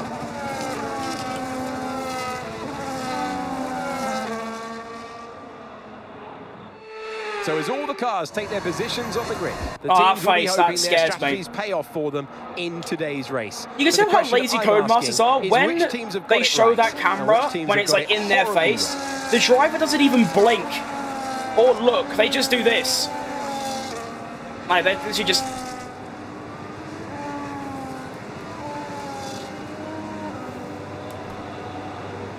It's just yeah. You can at least make them blink, right? Here we go. The introduction is so rinse and repeat. It's literally just the same thing every year. I don't even think they get them to redo it. I think it is just the same one. But here we go. I'm ready. Look at that reaction time. Oh, hang on, I'm off. Oh, I've got the wheel bug. Oh, that's horrendous. Wait, can I just do this? Okay, I fixed it. Nice. I don't have to restart the race. For those curious of that wheel bug, I haven't had it for ages. Every time I start a session, you can see there, as I started, I was turning my wheel, and my wheel weren't turning properly. It's a bug that's been in the game since last year. They won't fix it, so tough. But luckily, a quick pause and unpause have fixed it, so I don't have to do any restarting the session or flashback bollocks. We can just continue. We've got technically my car is mostly red. Got a red 1, 2, 3 right now. I do the formation lap myself. I used to, but it just got way too boring. I wish they didn't get rid of the post-race interviews for career mode. I'd rather they just make it an option, because me personally, I would have just turned them off, but of course, you and many others would like it on. Then again, I don't often get pole, so I do set the pace. Oh, I often set yeah. Obviously, if you set the pace, you can just drive the lap normally, whereas I'm usually not on pole. How to get a Ferrari V10? Is it a Ferrari? I'm not sure what it is. I know it's a V10. It's a mod on overtake.gg.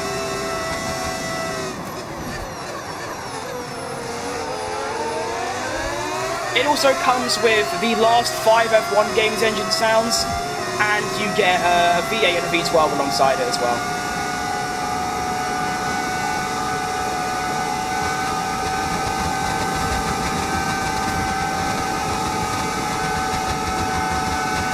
Later, Lando. You wet wipe.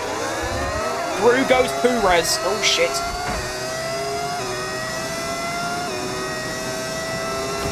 Now I'm hoping track position would be everything here, because my straight line speed seems unbelievably, unfathomably fast. DRS enabled. I know DRS is enabled, that's how the game works.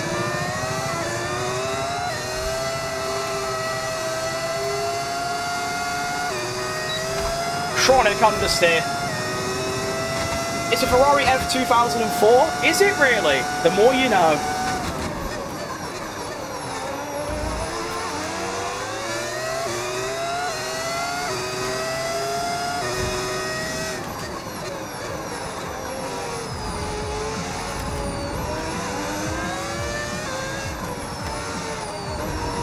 I need your DRS, please, Leclerc. No, please don't go. No, please. No, please come back. No, please. Please, please, please, please, please, please, please. Please. Please! Please! Okay. I think I've got it.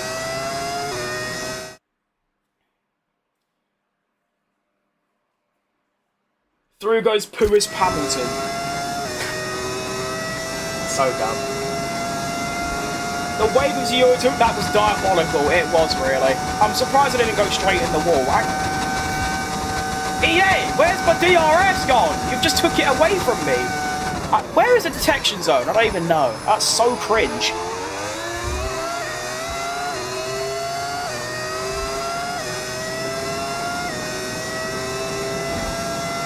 Yeah, that wave was pretty bad.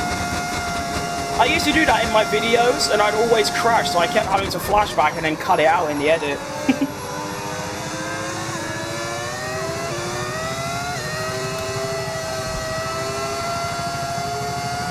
Oh, the understeer. I need to carry less speed through there.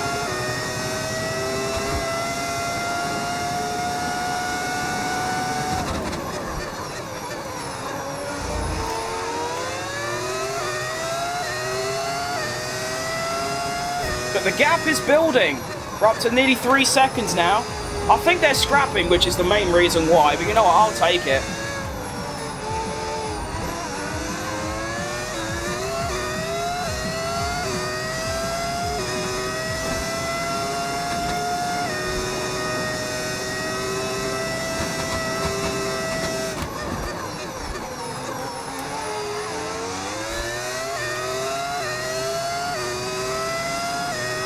That's what the F stands for, fat. It's not very nice, is it?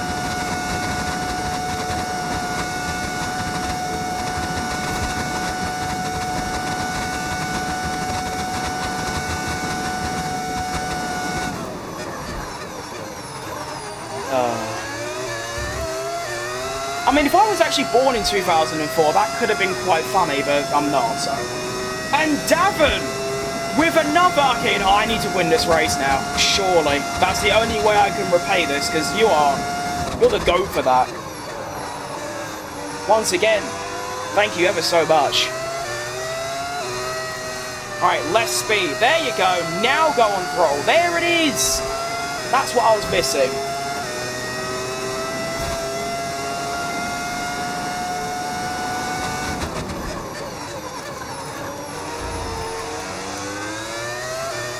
You alright, Marco?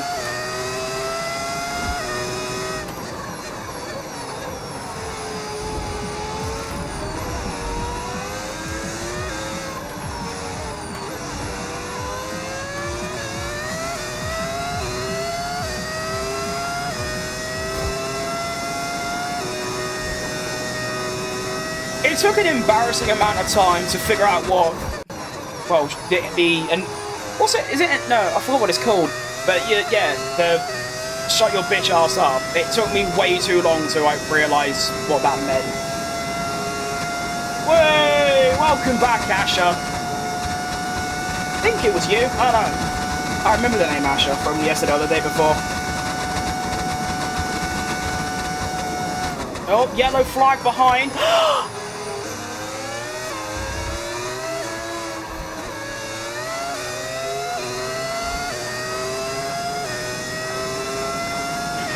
Okay, clear. Okay. Well then. That is something.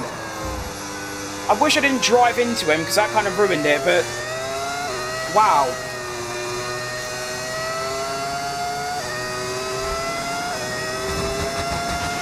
No time Keep your eyes on the road, distracted drivers kill. That's very true. Okay, mate. Right, we've got some clear track in front of us, so let's make best use of it and make the next lap a quick Stroll one. is such a sorry case.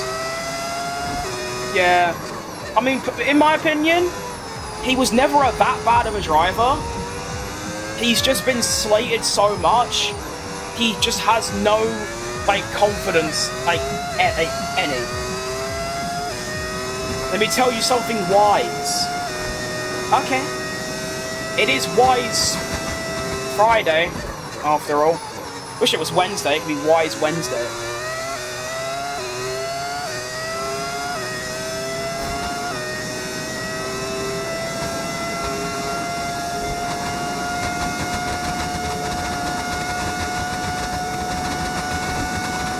Come on, Norris. Do some fighting.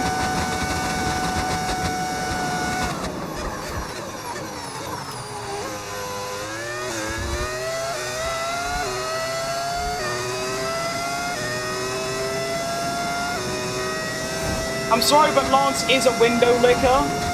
Someone get the jam. Oh, mate, great stuff. You hit that I mean, target. obviously, I don't think he should be in F1. He's not good enough, but at the same time, he isn't the worst driver I've seen in Formula 1. Especially in the wet. Speeding doesn't kill you, a sudden stop does. Is that a reference to Jeremy Clarkson? Because I know he said that once. Speed has never killed anyone. Suddenly coming to a stop, that's what gets you.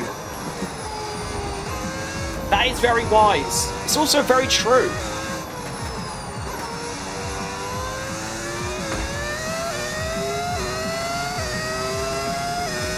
What's a window licker? I have a vague idea, but I don't really know.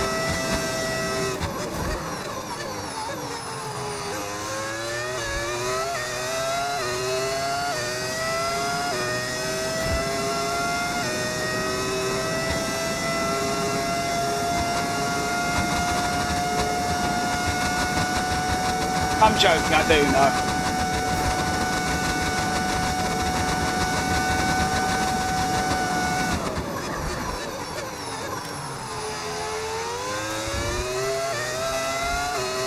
So this is great because I seem to have a little bit of pace in the corners, but I also have pace down the straight. So any time they gain on me in the corners, I just pull away in the straight again.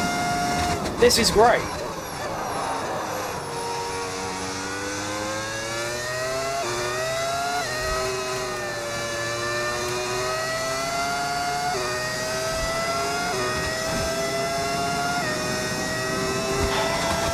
I'm not really thinking about the win just yet, but my oh my, it would be a fantastic feeling.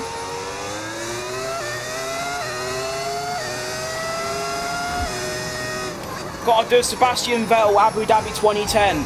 You just gotta keep knocking those laps.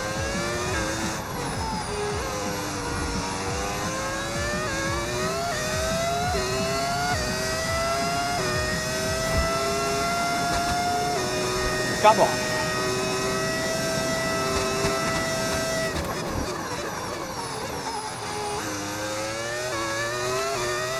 What tyres are you going to put on? I'm going to stop on lap 10 for the hards.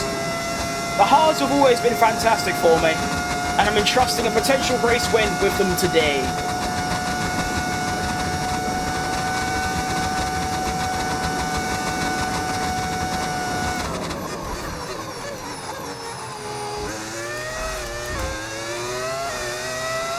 So that's why I need to get in the pits, because that time is going to come down very quickly.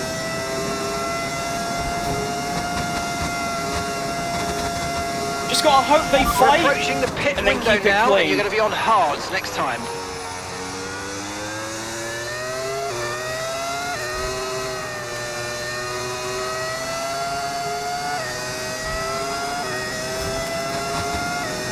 Think fast, chuckle nuts. I know that. Think fast, chuckle nuts. Shout out Team Fortress 2. I've never played that game, actually.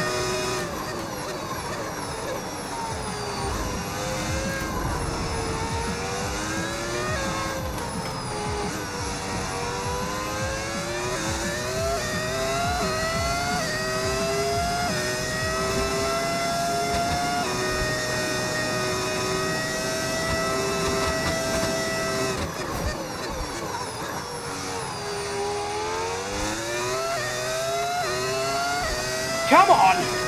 My arse is on fire! And my stomach is rumbling like a bastard, but none of that matters because I'm currently winning a Formula 1 race.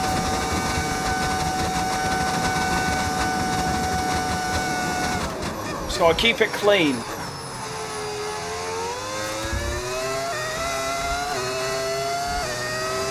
The pace is there if I keep it clean.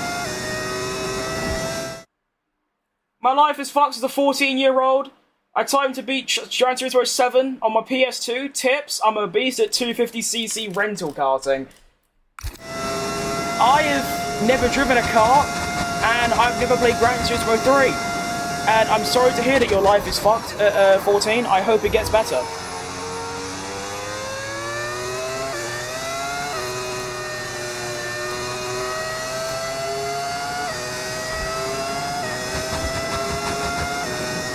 This is Las Vegas, right? It is. One of my favourites.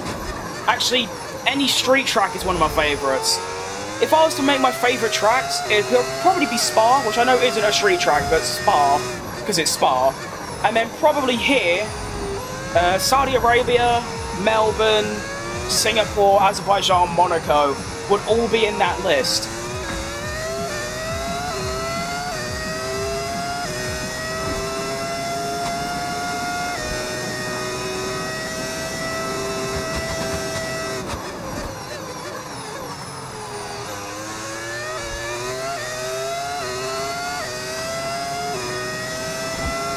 Diarrhea with chili sauce, best Indian food. It's not the greatest, I wouldn't say, but it's not bad. I did have the shits this morning, to be fair, from some spicy chicken. Not fun.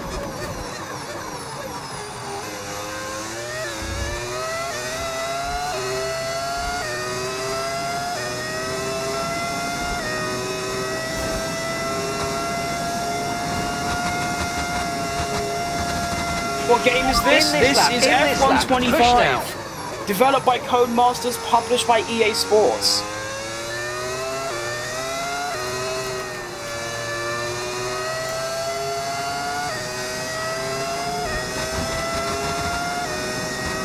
Halo. I should have said something different. I should have said, like, Checkers. Nah, mate, this is the new Forza Horizon 6 coming out in 2026. I got an early access copy. Halo's fantastic, by the way. That's the first game I ever played. I think I was 3.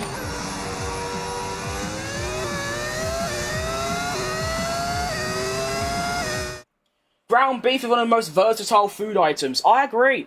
I just, because I'm English and we don't do much with food, because I hate anything that isn't just bland, I just have ground beef with pasta for dinner, usually.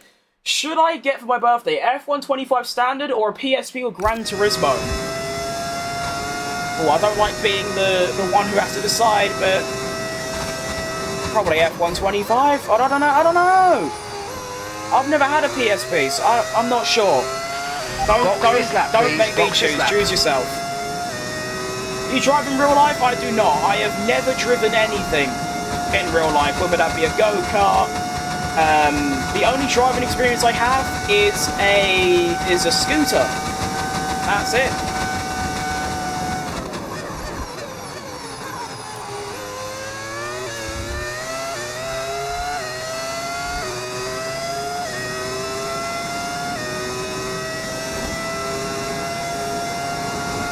Alright, welcome to the pits.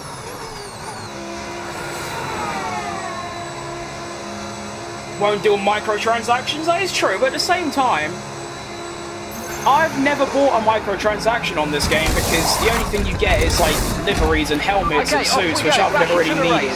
I don't play online, but even so, you get some pretty cool stuff just from like playing the game. Look after these tyres now, you want to finish the race on this compound. This has worked out perfectly, actually. I've got a nice bit of clean air in front of me as well for my outlap.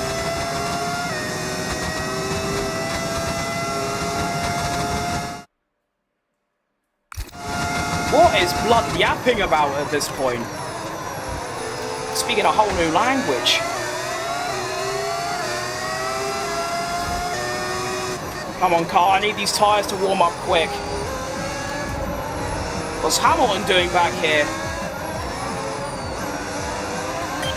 Okay, mate, Hamilton's ahead of you. Right, let's go. Let's try and get past. This DRS is going to be very, very important. Push. I'm going to gain about half a second on my undercut, which is huge.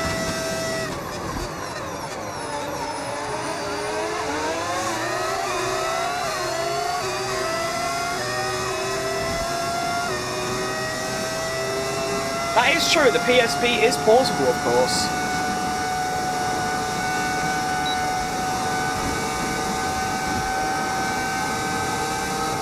I'm not quick enough! Send it! I've done a Perez in real life! Well there. Nice oh my, what a move! So keep your head down. That was very important. Oh, what are you yapping about? What are these statements?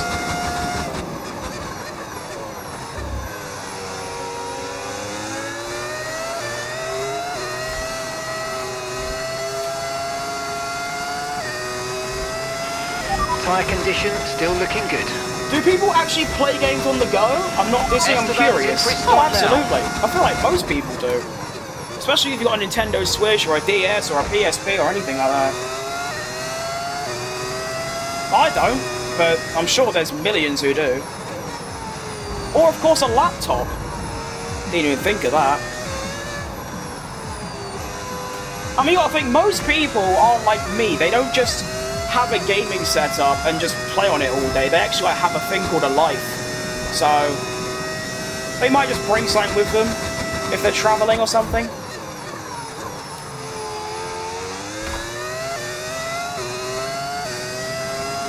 You should clip that move for a short. I really should. I keep doing this thing where I have like a short swervy moment and then I just forget about it and then I don't clip it and then it's just sort of gone.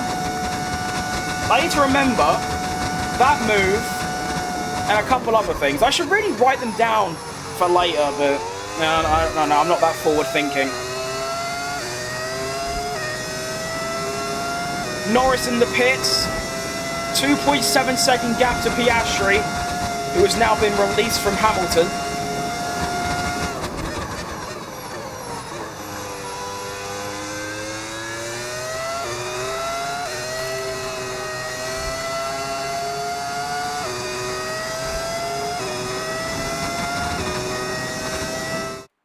Spend €30 on a die-cast 1 to 200 mil British Airways. That is the most random question. How do you afford to game all day? Because I don't have a life. There's not much else to it.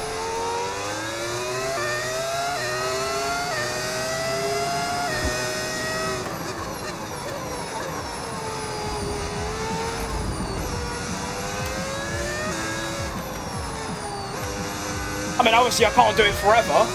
There's probably like 2 more years I can, but yeah. Oh fuck. I'm not happy about this Piastri pace.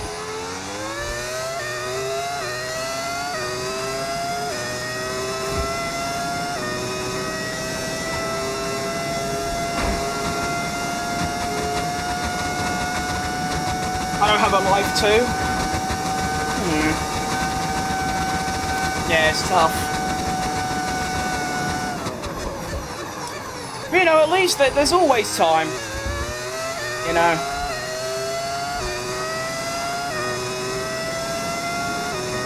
I mean, financially, well, because I live with my parents. And then there's also a thing called, well, yeah, that, really. But like I said, obviously I can't just do this forever. I either start getting paid by YouTube, which will probably not happen, and then in like 2 years' time, it'll be time to go and get a mechanics degree or something like that, because that's what I want to do, and then crack on with that, pretty much. I'm basically doing things the opposite way around, you know? Most people, they do like their school stuff in their teenage years, and then maybe have a few years, a couple gap years. I'm doing the opposite. I spent my whole teenage years just playing games, and then I'll go and do my school stuff later. I'm very lucky to be able to do that as well, of course. But yeah, cost of living right now is genuinely egregious. Like, it is so bad. Parents for the win? Absolutely. I'm so lucky. I'm also lucky that, like, they genuinely, like, support the fact that I want to try and do this.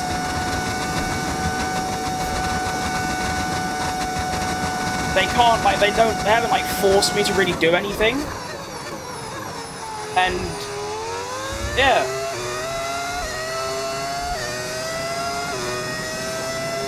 Of course, if it works out for some people, when they say, oh yeah, my parents always supported me, it's like, oh, that's so nice. Then you get in my position where, well, if it doesn't work out, yeah, it's tough. But you know what, it's just, whatever happens, happens. If I end up fucking homeless, then that's my own fault, you know what I mean? My plan was always try and make something of this for a few years, because it's what I wanted to do, and if it doesn't, just go get a degree in either mechanics or like engineering or something for a few years, and then just go from there.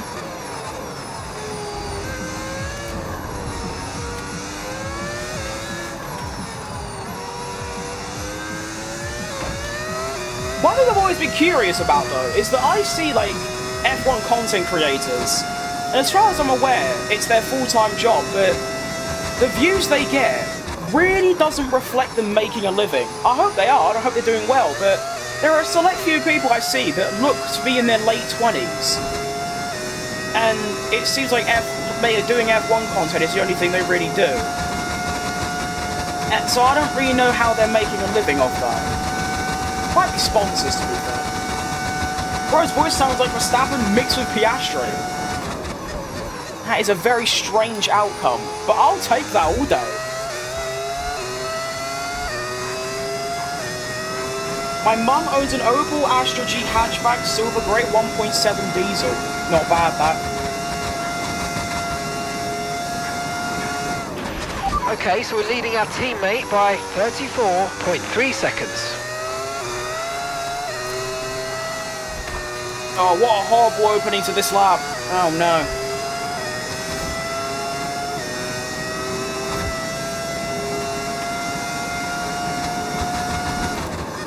Oh my god, Norris is having a golden pace streak. Look at that.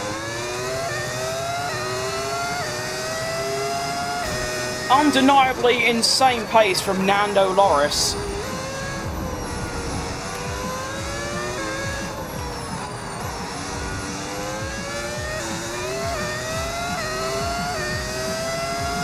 I love your voice, you have a radio voice for sure.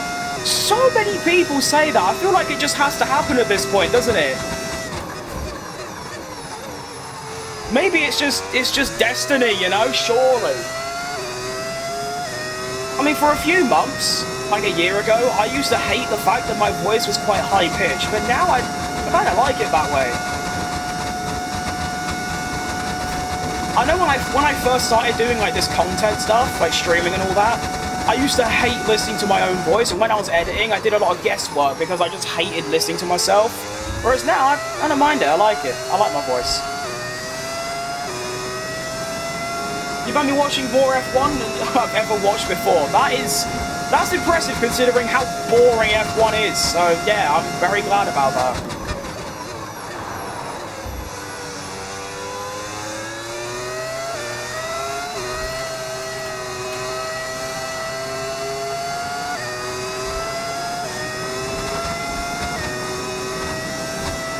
Oscar E. Astro. I like that. I used to do that a lot, to be fair. I used to like switch people's like first names around and like actually call them that. So like, I'll be in like a random conversation with someone. Oh yeah, you know Nando Loris? Don't know him. Oh yeah, sorry, I meant Lando. I actually just did that for a while. Weird times. Okay, mate, we want to make sure we're your voice is fine, don't worry, it's normal. So let's try and charge I understand that now. I'm just saying, a few months ago, like a year ago, I used to hate how high-pitched my voice was. Yeah, I like my voice.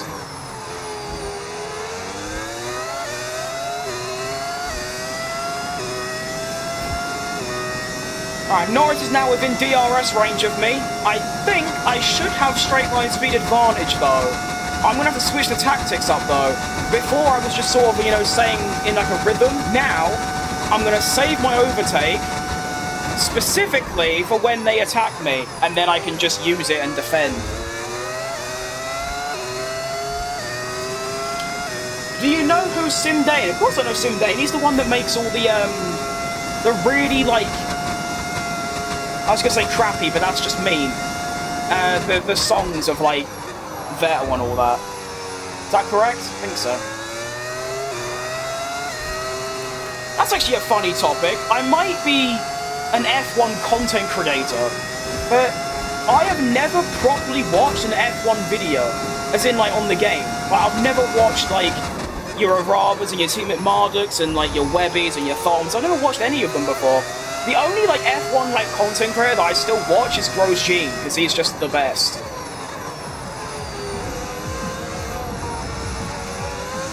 And that isn't even the F1 game, that's just F1 in general. Imagine if someone was driving an F1 car and then nose-edged. I get that now quite a lot. So I imagine the drivers must get it. It's got to be one of the worst things ever, because obviously you can't itch it. Yeah, that would be real tough. No need to worry about the right, let's see about my straight line speed. Because like Lando's going to catch up to me here, but I'm going to wait for the DRS to turn on. Which is now. Let's see. Do I have enough?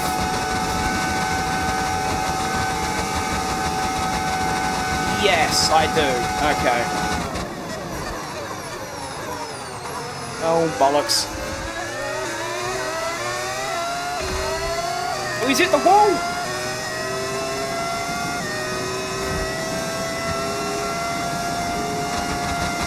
Oh, we're just making names up now.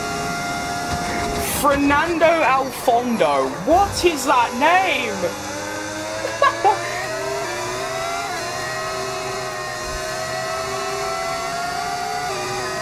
I'm now I'm now getting bummed by 2 McLarens. This race is going to be unbelievably hard to win at this stage.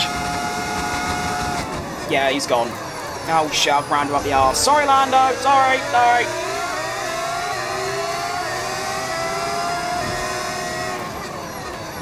Of course the McLarens have to come and ruin everything. I thought I was going to win this race. I still can, don't get me wrong. It's just they're 2 McLarens with better tyres than me.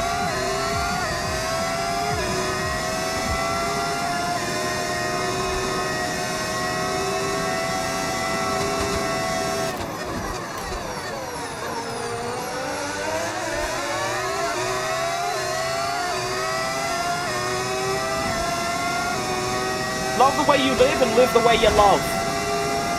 That sounds like an ABBA lyric. Speed! I don't have enough speed! There's not enough in it! My car is actually too slow. I didn't think this would be possible. What a load of bollocks. McLaren family therapy in 20 minutes. Yep, I'm now in a McLaren sandwich. Tastes like absolute shit. Oh, he's skidding. Lando. Are we bottling, Lando?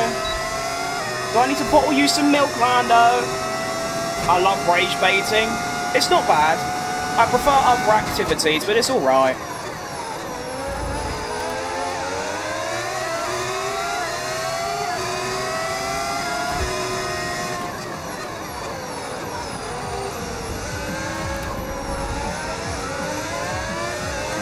I hate you, Lando. Like, I actually do now. I really liked you before. Now I just hate you a lot.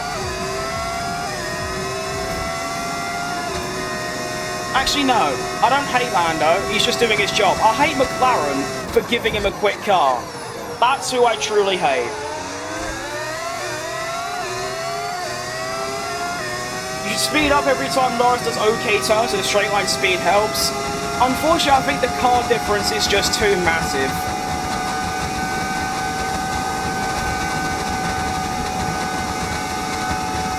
Why has he not got DRS on?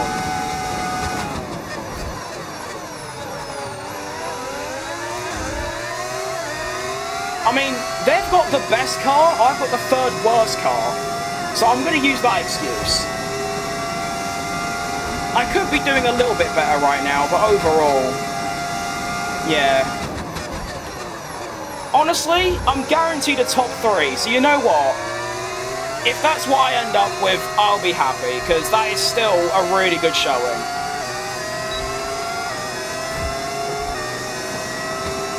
Lando, I hate you, and I'm going to do nothing productive to improve the situation. Yeah, pretty much.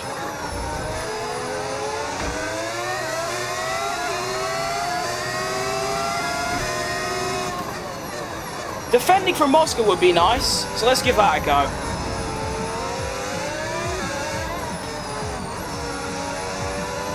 But yeah, if my car was like 0.2 a lap quicker, which ain't a lot, I would win easily. That's actually the story of the whole season. I suppose you could say that about any car though. If it was a little bit better, I probably would have won the championship. Like, that's how a little amount could have changed the whole season. Oscar was sniffing your car, he was. It was obviously must have like smelled like lavenders or something. Go, go, go, go. No. Come back. No. No, no, no. I'm out-braking you. I've done it. I've out-braked him. See you later, son.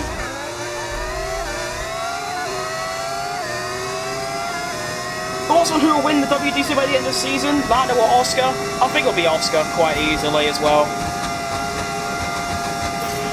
Okay, mate, I'm afraid we didn't quite get what we needed there, but let's Lando not worry about it. can't take opportunities, and Oscar's quicker, right so until the checkered flag. yeah. Gap to your teammate behind, 35.6 seconds. Your car shits roses, apparently. It does seem that way, doesn't it? Hang on, never before seen overtake down the inside of turn 3. What's going on there then, Oscar? Bloody hell. I'm costing Oscar so much time. I mean, hey, if you fail to get past me, that's your problem, not mine.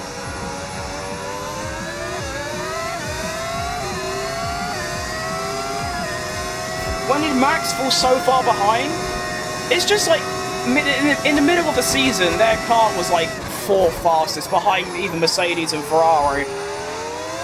It's only recently in the start of the season where they actually look really good. It is crazy, as soon as Red Bull have a good car, Verstappen wins, like every time.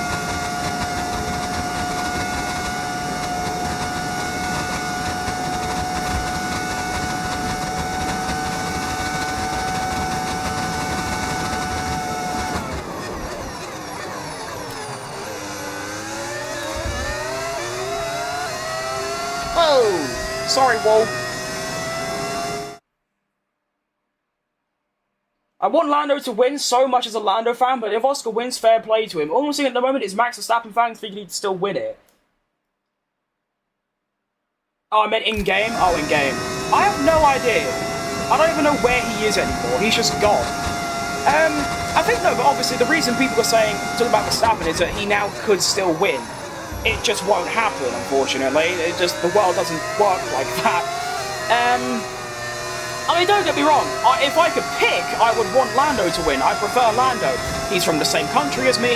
I like him more. But at the same time, Oscar much more. I feel like he deserves it more because he's driven better, apart from Baku. But I don't know. I just think Oscar will win. He's got the advantage. He's probably going to reform to getting like top 2s and winning every race. So I don't know. That's always been my take on it. I prefer Lando to win, I just think Oscar will win. Can I put you in my cheeseburger? No, that's a bit weird. That's a very strange thing to say.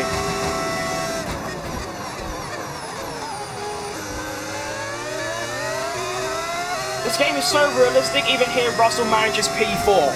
Yep, he is literally just aimbotted to P4, real life, and in game, and everywhere. Stay away, Oscar. Stay away. I've got more to give. You don't. Oh, he's going for it.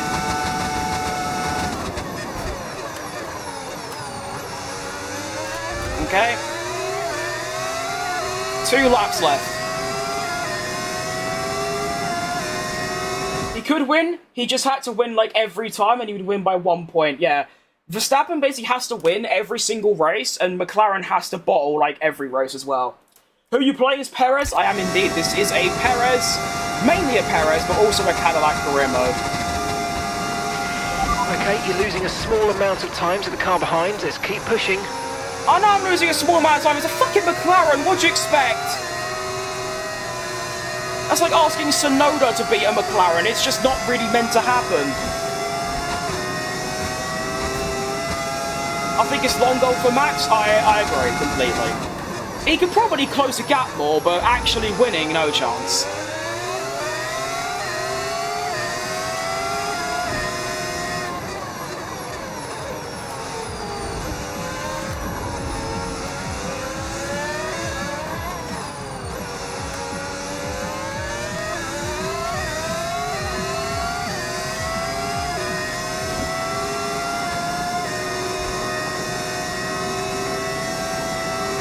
Four seconds now, yeesh. That McLaren is truly sensational, isn't it? It's crazy how McLaren are the fastest car in my career mode the whole season, and they're not even winning the title by that much. Oh, hang on.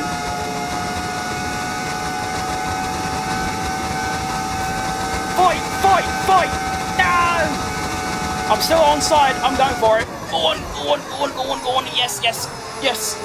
Yeah, nice one. Right, we have 1 lap left to defend from Oscar to take a sensational P2 here at Vegas. It's a fucking McLaren, what do you expect? Exactly!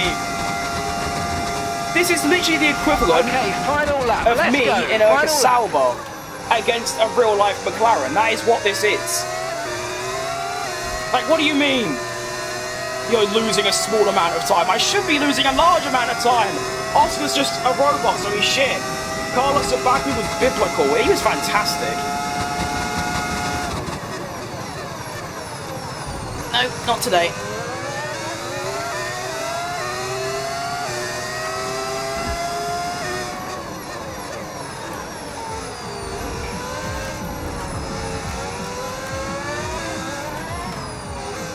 Come on, car, you can do this! I'm gonna try something a bit cheeky. Give me all the ERS, give me all the ERS in the world. And go! Dump it, dump it, dump it! Speed!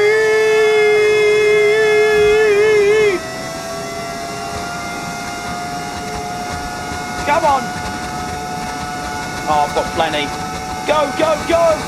Dump it!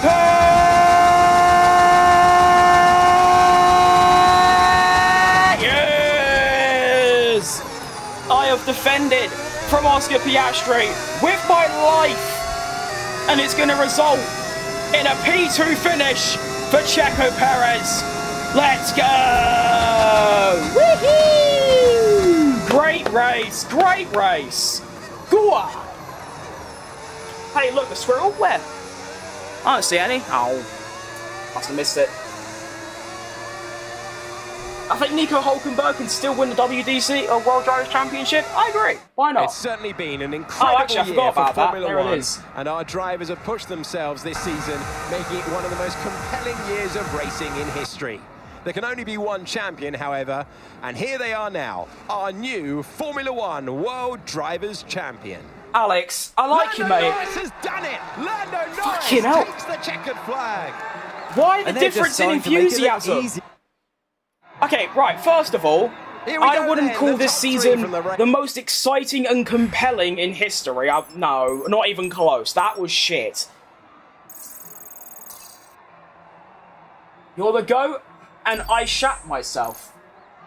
Sorry to hear that, my friend. Well, what an end to another fantastic weekend of racing. Thanks to everyone who's joined us. Off, great. And we'll see you for we the take next a one. P2 in Las Vegas after starting third. Who? Oh, yeah, I forgot. Leclerc DNF, didn't he? What a div. Right. So we take 18 points today, which is fantastic. Brazil was a bit of a stinker, but Las Vegas, what a race. Best and most exciting season has to be 2021. I couldn't agree more. It's just Alex Jakes calling this very compelling. Not really. So Lando picks up his championship with a 67-point lead over Leclerc. He only needed to beat Leclerc by 8 points. He beat him by 25. So there it is. This game actually looks fun, though. GG. It's very fun. It's just not worth paying £60 if you already own 24. But I love this game. I really do. Aren't you able to race on any track you want? Yeah. Well, only the ones in the game, of course, but yeah. 2012 exists? Oh, 2021 was way better than 2012. 2012 was only good because there were so many different race winners. Actually, I don't know. I don't know. They're both... I don't know. I'll let you lot decide that. £60 is €80. That's a lot. I bought the game for 40, and then I paid an extra 20 for the Iconic Edition, my add-on. Mexico and Baku are my favourite. I agree with one of those. Baku is in my top 5. I didn't like Mexico. I don't mind driving on Mexico. I'm a bit slow. Go again. I can't, to be honest. My arms start falling off. But that's a massive day. We have re-passed Russell for P5 in the drivers. And in the constructors, we are now 27 points behind Mercedes. How'd Ocon get on? Wow, what a surprise. Did absolutely nothing. Good for him. They are both good in their own ways. Best way to say it. That is perfect way to say it. That's $100 in the USA? Yeah, it's so dumb. One more time? No. Standard price for games now? It is, yeah. I mean, I wanted to play the new FIFA. It's like 70. Go away. What are you studying? Nothing! I'm studying F125, actually. Now, if I do one more, then well, my arms will probably fall off, and there'll only be one race tomorrow. I'd rather there be 2 races tomorrow. Obviously, tomorrow is the season finale. Well, I say tomorrow, my next stream. It will probably be tomorrow, but yeah. That's 10 podium finishes you've clocked up.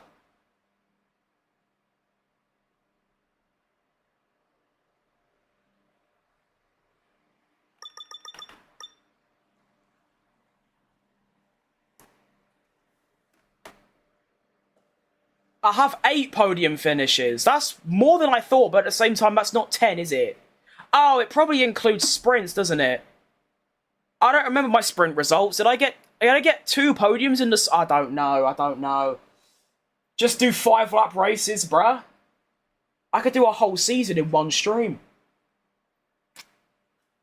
I want the new FIFA. Apparently it's better than 25, but they say that every year. To be fair, I'm a squad battles main. I don't think I've ever played an online game of FIFA. I only play squad battles because it's too rage-inducing. It's about $85 in Singapore. Yeah, see, that's ridiculous.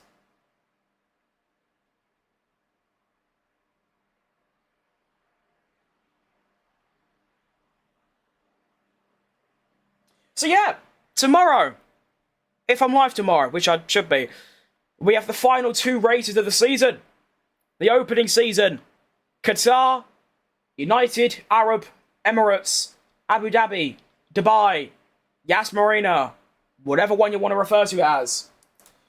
Leaving this stream until F1 Crew says goodbye. Goodbye! Okay, no. Right, so... we're not really fighting for anything. Actually, no, we are. Right, the drivers... I want to stay in P6, or P5 rather, ahead of George Russell. That is my main target. In the constructors, we want to try and maybe catch up to Mercedes, but it's going to be nigh on impossible because Mercedes are currently 4th in the R&D. We are in 4th to bottom. Can we actually, let's adapt some more parts as well. Let's get this and get this. How many more are left? Oh, it's only is it only these 2? Where's the other one? Fucking hell, we got through that quick. I thought there was loads left. Oh no, there's 2 in this. Where's the other one? Oh, there. Okay, well we should be able to do all that for next season. That'll be great. Let's get everything ready for next race, though. These engines, this could do 2 more races, right? Yeah, go on then. Actually, I could change this. 34, and then keep that. Nice. And then we'll get this. I could do that, I think. I don't know, is 169 kilometers a lot? I don't know. Receive fewer than 2 corner cutting. Yeah, definitely not doing that. I'll do that as well. Nice. Right. Thank you for tuning in today. That was a great stream. Actually, every stream has been great, to be fair. Patriots, that's a very, very strange comment. I'm not sure why you've said that, to be honest. Not a fan of that. So yeah, I should be back on tomorrow at 1 PM BST to tackle the final 2 races of Season 1. That is incredible, by the way. I have done 3 other career modes on stream, which is Jensen Button Driver Career, BMW My Team, and Toyota My Team. All of them were 16 race seasons, and I've never finished a season before. Here we are in the CHECO CADILLAC career, in a full season, and within like 2 weeks we're already done with the first season already. Insane. I thought you were Jewish, I'm sorry? Why would you think that? I have the most British accent you could ever get. Got me to sub, I appreciate that. Thank you, Daddy Siux YT. So, yeah, I think it's because before, I used to do one 35% race and a short quali, and that was it, that was the whole stream, and I used to do 1 stream a week. Now, I'm doing 2 50% races with a full quali in 1 day, and I'm streaming every day, it's ridiculous. Shout out Passion, it's great. We need a race check pause? What you're talking about? What? I'm waffling too much. I'm gonna head off and... I don't know. Sunbathe or some shit, I don't know. Like I said, thank you for tuning in today. I hope you have a great rest of your days. And, of course, the weekend coming up. And, yeah. We'll be back tomorrow. See you lot. When I see you. Goodbye. Goodbye. Goodbye.